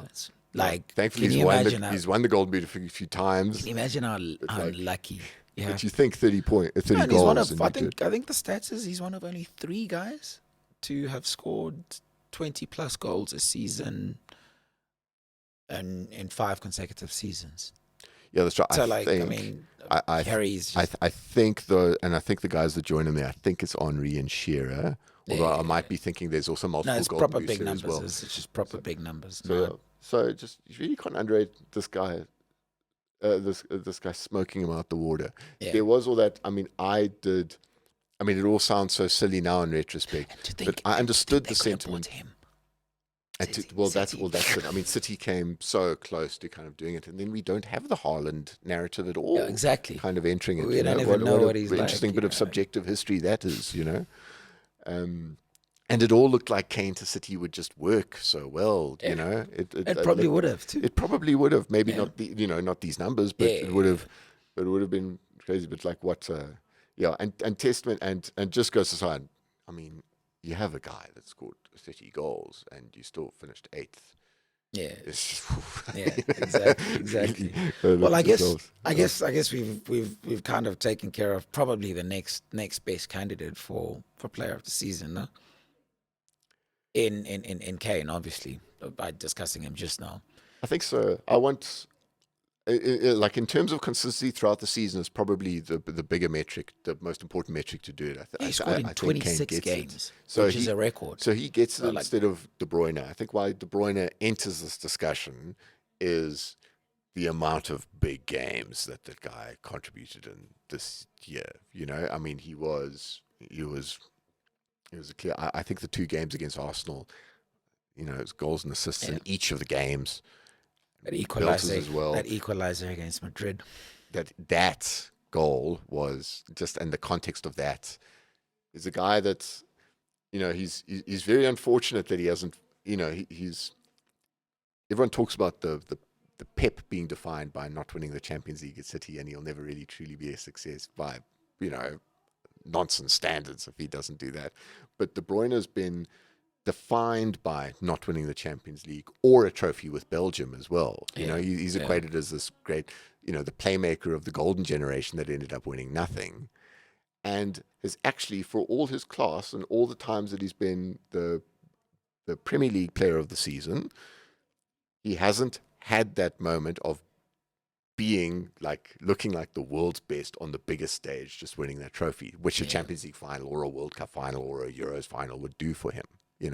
So he's on that quiet mission of being. I mean, Haaland's probably going to blow De Bruyne out the window in terms of, if he continues on this trajectory, in 10 years' time, we're going to look at it and go, that's Manchester City's best player of all time, just shared by numbers. You freak. He won't stay there for that long. But De Bruyne, I think we both know he's not going to stay there that long. But I think De Bruyne is just, he defines the City era so much, and in a way, the Pep City era, Pep's judgment and the way it reflects on De Bruyne's as well. He's an exceptional player. I think there was a one game early on where there was 2 De Bruyne assists to Haaland, and we all went, we know that one. See, the one that sought his boot. Yeah. All he had to do was just put his foot out. And the one, I wouldn't say criticism of City, but I think the one thing why De Bruyne worked and often bailed City out when they didn't have a Haaland was that, well, that's the thing with all the false nines, always, the kind of Silva there and Grealish there and Sterling there back in the day, is sometimes they would just lose that kind of counter thrust in front of goal. And the guy that was actually playing more direct of the bunch was De Bruyne. The guy that actually would, to speak simply, would think more vertically with his passing at times and with his attacking. Well, he was, until Rodri came along, he was your only bet for a long range shot. Vincent Kompany, once in a lifetime moments notwithstanding. Rodri scores a few of those. But I think but that's the defining combo. Even though that's the Haaland and De Bruyne, that's the leading assists and the leading goal scorers. Even though their actual combination was surprisingly low in terms of De Bruyne assists to Haaland goals, it's only a handful. I think it was only 4 or 5 in the season. No, it's not that many. But it's those 2 guys together and just the sheer directness that they brought to all that's when it becomes. So he may not have assisted him, but he may have created a lot of goals for him. Yeah, by what he did in the build-up. Or it's that logic. If it's not Haaland, it's it's De Bruyne. You know, once one gets Yeah, exactly. once one gets closed up, it opens up for the other in the field of play. By the way, amongst the plaudits for De Bruyne, apparently he's also scored the fastest shot or the hardest shot. That like hardest hit What, goal in terms of kilometers per hour. I just can't remember the number on now. the ball. Yeah, in Really? the Premier League, yeah, he had the hardest shot. I mean, you could say yes, I see that in the Madrid game because of that shot, but Yeah. like you don't really think of him as a Don't guy who equate hits it that, yeah. particularly hard. You kind of like, he's a guy that places it nicely. Caresses it into that place, and it stays caressed. But Yeah. there you have it. There's another weird stat that no one could care about using. So I think he's worth it in that set, and he didn't. And I mean, as you mentioned earlier, Pep was hard on him this season. Yeah, he spent his whole season sort of like being questioned in public. Yeah, and he was fairly and he was fairly inconsistent by his standards. But I think also it was tough. I mean, if you look at the World Cup Belgium had, yeah. how could you not come back from that demoralized? You look at for sure. And you look at a lot of the Belgian players, Lukaku's and all of those guys. They came back and they weren't quite in the right. That they needed time to sort of find their feet again. So it's fair enough. Yeah. But to still keep that quality in the big games, and for me, he's just kind of player of the season in the sense that he's on the verge. I mean, let's say they win the Champions League and do that treble. He's they're playing an Italian team. But he's on the cusp of having that season that he's been working for, where he's actually on the stage. He's not a baby. What is he now? 32. I think it is 32 that he is. Yeah, so he's not a baby. So he needs to get his and get it now. Yeah, just move on to the next thing. Have you got anybody else with bit of a honorable mention? I think Saka needed to be mentioned in this. Yeah, he did well. I ran out of gas. I mean, he's played too many games. I think he played every game. Yeah, that's it. If there was the one, that's possibly the biggest criticism of Arteta. Was the lack of rotation of the younger guys.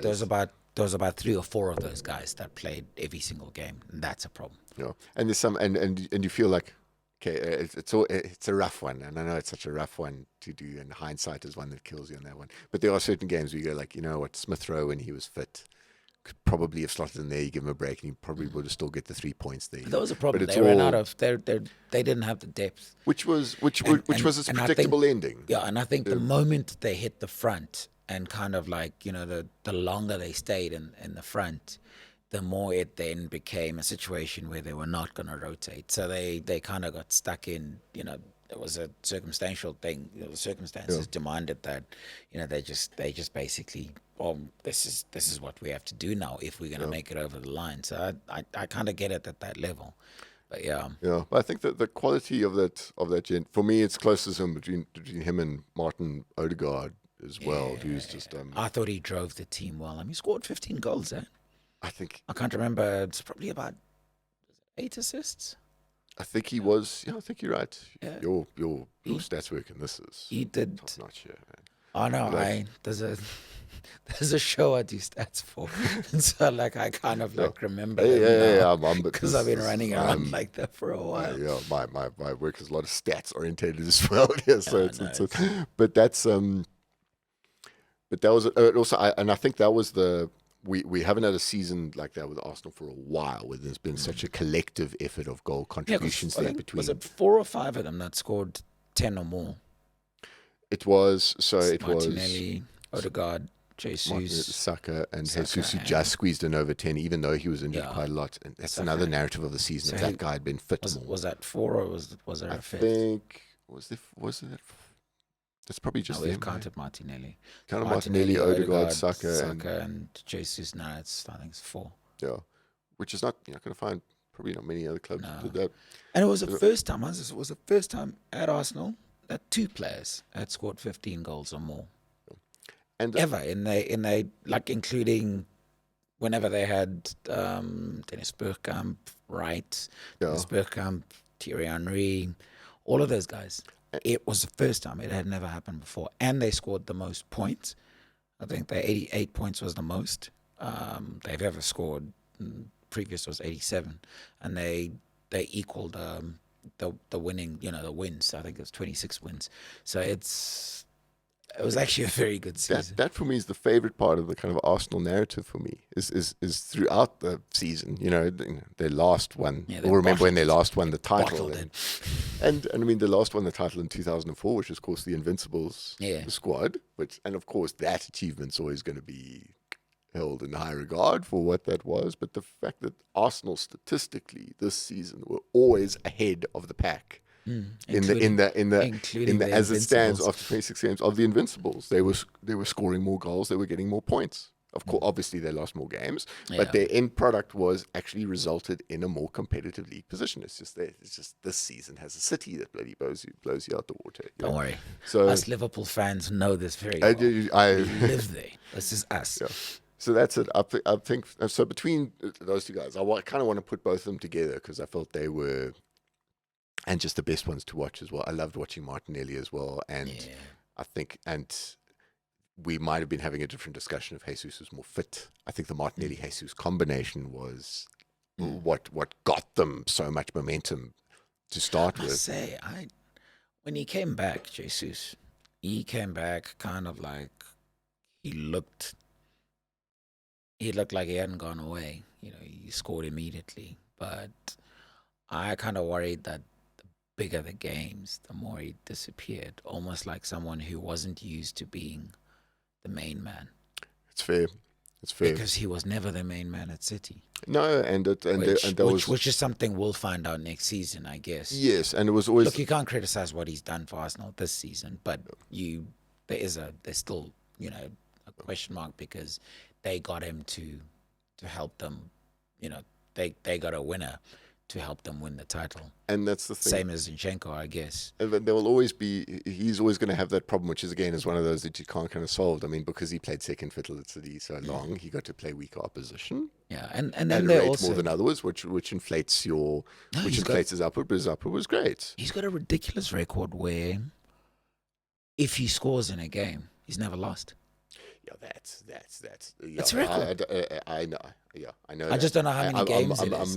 I'm not a fan of that line of stat. In fairness. Yeah, but it's there. If he scores in a game, yes, the team does not lose. Of course, Listen, it was a bit like Virgil van Dijk's, Anfield record, where he had never lost a home game until they lost to Leeds. Somerville's goals, which is plural, I think. Yes, that's right. Yeah, that was a crazy fixture cheese to think of. Well, that's probably a stronger stat, I guess. Yeah. But I'm not. I'm never. I mean, it is impressive. As a thing that I'm never a fan of they don't lose when this guy scores because it's just because the act of scoring a goal drastically it could be the fourth. Drastically reduces your chances of losing. It's like so, but so how it's going to work with a full season, we'll see. So we'll see how it judges. I think it is a fair criticism to say that not only were some Arsenal players kind of shrinking violets, should we say, in some of the bigger games. Yeah. I would even argue that when the going got tough, I mean, there were some bailout stories. The one at Bournemouth comes to mind, how they needed to Reece Nelson needed to rescue a last-minute winner against Bournemouth. So many people go, oh, man, well, that's just like, every success, you get caught away by the romance, everyone needs a win like that in the last minute. But the actual diagnosis is, how did you get in that position at home at Bournemouth in the first place? And it's from a few guys underperforming, on the day. But I would have argued that there were a few games they scraped when the pressure was on, that they managed to get it, but didn't look like champions. It's all understandable and it was all very predictable, I'm going to throw you another shocking stat because, why not? There now. No, you mentioned Bournemouth about how did Arsenal get there in the first place. I mean, it's something we forgot to mention when we were praising Gary O'Neill. So after that 9-0 defeat to Liverpool, they beat Liverpool 1-0 in the return fixture. Yes. Apparently, in all the times it's happened that a team has lost 9-0 in the Premier League, they have never lost the next one, the corresponding fixture. It's either been a draw or they've won it. Ridiculous, right? Sure, that is. Now that is a that weird is stat. a weird stat. That is a weird stat. It is a weird stat. And I think that because one of those was Man United Ipswich. Yeah, Man United Ipswich, Leicester, Southampton. Leicester Southampton. But I think, if memory serves, I think that Ipswich one was in the second half of the season.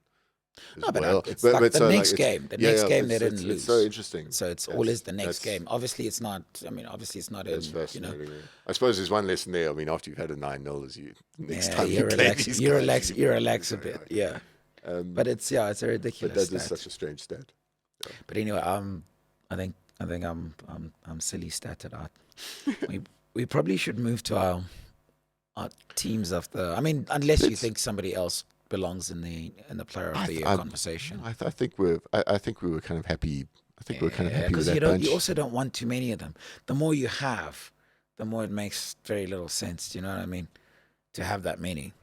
So yeah, we probably should run with the teams. I think that was it. I think that was the vibe for team of the season. I think now both of us beforehand put up our team of the season without looking at the other one, without me slipping you my stats, as it were.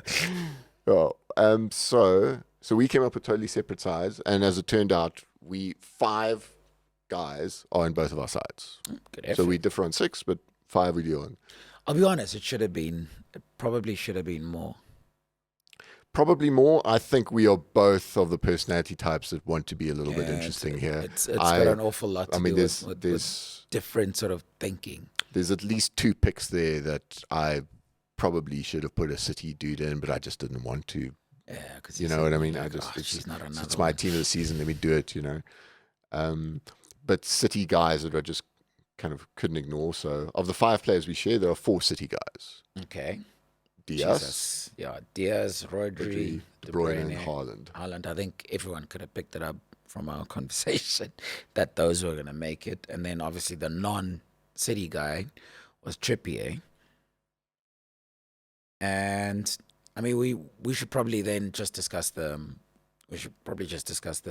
different guys, almost as in as in why. So I went with David Raya of Brentford.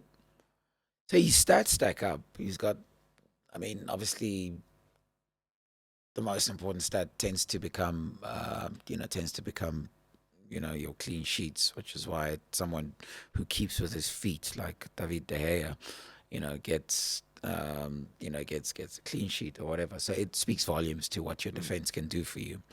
But in terms of expected goals stopped, number of saves, so he scored quite highly. So, and I was quite happy to have him. I would have loved to have someone like your goalkeeper, incidentally, Nick Pope, simply because he had the joint best defensive record in the league in terms of goals conceded, over the whole league. But I went with him simply because it also gave me a Brentford player. Yes. In terms of like a different guy.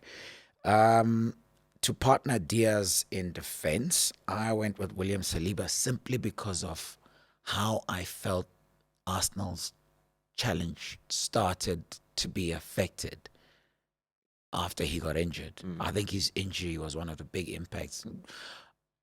I don't necessarily think they would have won, but I think he might have helped them, take it a bit deeper. Had he been, for me, I mean, that's as a defender, he's probably the revelation of the season. He's just got that. It's like those Rolls Royce defenders. You'll go with pace, elegance. He can play out. It's big. He's got size. He's got physicality, but he doesn't look like he's trying too much. It's one of those guys. That's your Virgils. That's your Rios back in the day. And so I put him there because I feel like it's more about his impact.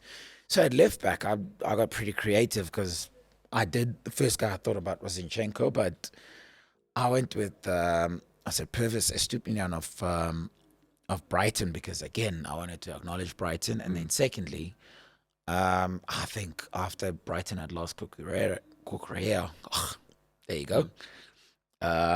You kind of felt, geez, who they're gonna get, and they got this guy, and there was no issues.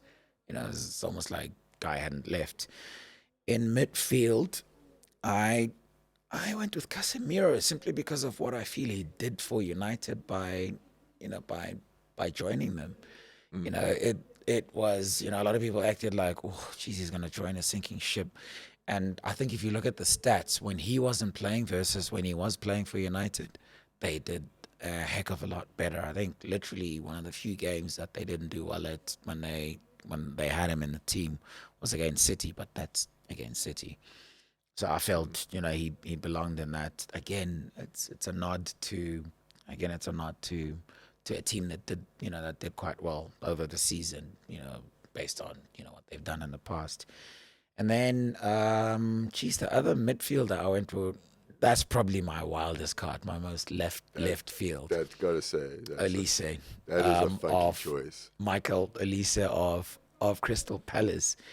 But that's because he did a lot of good work.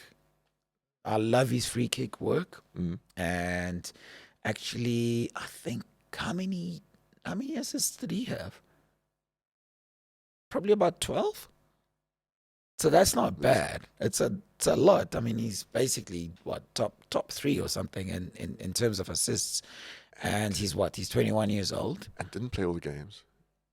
Yeah. Crystal Palace, it's competitive in that Crystal Palace. Yeah. Field. So I look, I mean, that is my sort of, wild choice in terms of I could have done the right thing by going Odegaard. I could have, where else I could have gone for? I'm not sure I would have gone Bruno. I would have gone the whole, I could have gone Alistair. But, I just thought it'd be nice to just throw in another name altogether. And of course, I've gone with 2 strikers who probably couldn't possibly play together, in Haaland and Harry Kane. I just felt, geez, you carried Tottenham all season. You deserve some kind of reward on your back all season. You deserve some award. I guess. So what's your team look like? Yeah, so let's flick to my team. I went with Nick Pope. I like the choice of Raya, and Raya's probably a more kind of modern keeper. The good with the feet and his stats in that way, where Nick Pope doesn't. I think it's a little underrated, but is a little more old-fashioned as a throwback there. But I think on just that kind none of this dribble up field stuff. That was just the visceral thing for me. It's a big change to go from the most obvious change from a smaller club to a bigger club to a better club, should we say, is the amount of saves you make and the amount of opportunities to save. A lot of there's a lot of goalkeepers that are making some fantastic saves but are conceding 3, simply and they think, well, if it looks like it looks like that. Nick Pope would be in a situation with a good defense, but the amount of big saves Nick Pope would pull off late in a game when you feel like he hasn't had much work to do, for me, is just a real mark of one of the qualities I admire the most about goalkeepers is concentration. Yeah. So for me, I just wanted him in for that. It possibly changes the way this side played. You got 3 Arsenal boys, huh? I did. Look, to be honest, I just really. Start with the left back. You went with Estupiñán, probably because he. Why I like that and why I thought of him as well is because I just think he's possibly the best embodiment of this Brighton side. Is that you lose Cucurella, but you have an obscure one in the pipeline, and it does work. And Estupiñán had a fantastic season and brought arguably a different dimension to Cucurella as well, actually. In the way he operates, Cucurella's best work is probably as a wing back. Potter changes formation all the time. Yeah. But it was probably more wing-backy when he was at Brighton, and Estupiñán was doing his stuff in a flat-back 4. It was just interesting. But for similar logic, I thought what Zinchenko does, it kind of embodied that Arsenal new fighting spirit for me. Arsenal, for me, were just... apart from the kind of romance of the league, I just loved watching Arsenal play. I just thought the skill of the attackers was so good, which is why there's more Arsenal players there. But I wanted Zinchenko in there because of that kind of hardened edge and that kind of very, and that... It was always, and it seems like superficial stuff, but the team celebrations and the big goals, he and looks his like the most flag. like kind of passionate guy, and a guy who played excellently on the left. I thought he was a very good player at City, but just fullback is a particularly demanding thing in Pep's Especially, teams, especially where City. he ask you to invert You have to invert. and all sorts of stuff like that. But I thought he always held his own in big games too, and I thought he added that the whole classic case, the whole argument of Arsenal down the years from late Wenger onwards was that you need more steel in that defense, Yeah. you know. And I think the combo of Zinchenko, and I think you're right to point out Saliba, who offers the, as a kind of distributor and the strong presence defender, which is rare to find the Yeah. 2-in-1 like that. But for me, I just wanted him there. My centre back is funky in picking Luke Shaw. And the reason I wanted there, I wanted a United guy. I wanted to Well, it acknowledge worked for Ten Hag. United. Well, that for me, that switch after the World, it was straight after the World Cup. We had that little debut of Shaw at centre back. Yeah. And for me, I think that was the move that gave United that important momentum after the World Cup, which in the end made people think for a second that they were going to be in the title race even. But that was the one that actually secured them in the Champions League for me. And they could get rid of Maguire. And that was the elephant in the room, is just what to do with how to get rid of Maguire exactly. So Yeah. in a way, and for its own thing, No, I like that it choice. was I just like such that a- choice. I like. For me, it's one of the most innovative Manchester United tactical moves we've seen in ages. And I thought for me, that was, I know Casemiro is going to get the plaudits there, and he was on your side. And Yeah. Casemiro should be applauded for, I mean, Casemiro literally did a better job than Scott McTominay and Fred combined. That's what Casemiro brought Manchester United. But for me, the real defining point of Ten Hag was that move of Shaw to centre back. I know the one City guy that gets included as well. I could not include Gundogan. I think this player is just so good. Important goals only. That's one of my favorite goals of the season, is that one against Everton as well. I mean, just how you manufacture a goal and contort like that is just extraordinary. He's just so good. He's got this. It didn't happen so much this season. He's got this. Well, it did once when he was on a hat trick. He's got this annoying habit of missing penalties. Of a lot of people at City have that kind of. Well, and not getting hat tricks. You saw even in the FA Cup final, he, when I thought he'd scored the hat trick goal. Yeah. And we'd had this conversation that he doesn't get hat tricks, and I thought he'd scored, and I turned to the guy that we were talking to about kind of saying, "Oh, he's finally got these hat trick," and it was just offside. I was just like, "Jesus, is crazy!" Like how? Just for the guy that gives him the big performances to find, like no one defined the end run this season and last season better than him. Yeah, I still remember him very well against Aston Villa because that was at our expense at Liverpool. I've actually said, with all this talk about, him being on a free and possibly signing with whomever he would like to, I was like, why would Klopp, who used to be his coach and likes him, not sidle up to him and say, listen, I need a midfielder. Don't you want to come for free? Even at the age, I don't think he'd want to though. Not after the years at City. Probably not. Yeah. I mean, captain of the club as well. It's just he was a guy, a player they don't turn to often, and he has this with all the kind of players around him. He somehow pulls off unassuming. He's he's a guy that'll score a brace, and you still rate 5 City players above him on the field. Yeah. He really is. It's amazing how understated he is, but it's been he's one of Pep's most full important quality because stalwarts. he'll do a job for you, in holding midfield, and he'll score for you, and he'll pass for you. He's an all-round player. There's very little he doesn't have. He's done all the roles, and Pep's used him as a surprise as well. That He's a wonderful footballer. the 2021 season, I think, was his best goal scoring season. And that was a surprise element there, where they started just shucking him in the hole, and how effective he was in there. No, it's a great player.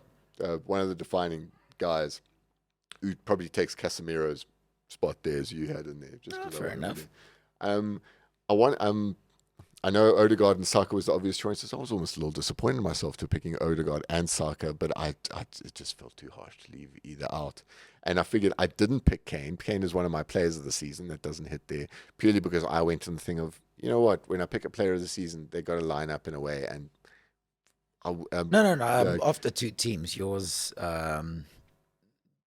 could go out and play tomorrow, whereas mine would need a lot of hammering into shape to try and get some kind of tune out of it. Yeah, probably was all good. I didn't go quite as funky as Elise there, which is pretty cool. That was fun. I mean, Elise is my That favorite was Christmas. fun. I love that. That was really That's fun. cool. And those guys, I struggle to I struggle to determine which one is more important. Skilled in different ways, those two. Yeah. But yeah, big definitions of Arsenal season, and of course Haaland up front. That was at half the team right, which I think having 5 of the same is not a lot. Thereabouts. It's not a We lot. probably for a should have gone 6. What should we? No, What should we you do? look. What I'll would have been tell the you. mature adult thing to do? I would have gone. I wanted to go Pope. My initial. Oh, you should. My Oh, initial in that feeling was sense, yeah. Pope. So that would have crossed us over the halfway mark, which is fair enough. And I did think about Odegaard and Zinchenko and Saka, but I decided to go another direction, as they say.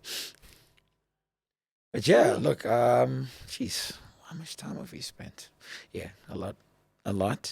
I thought soccer would be a shorter chat, but it's all the same. It must be a sports chat thing between It's a chat the two thing. of us. It's Yeah, really a chat thing. but no, listen, jeez, this is an absolute pleasure. I mean, however many hours it is, just basically flown by, just talking football.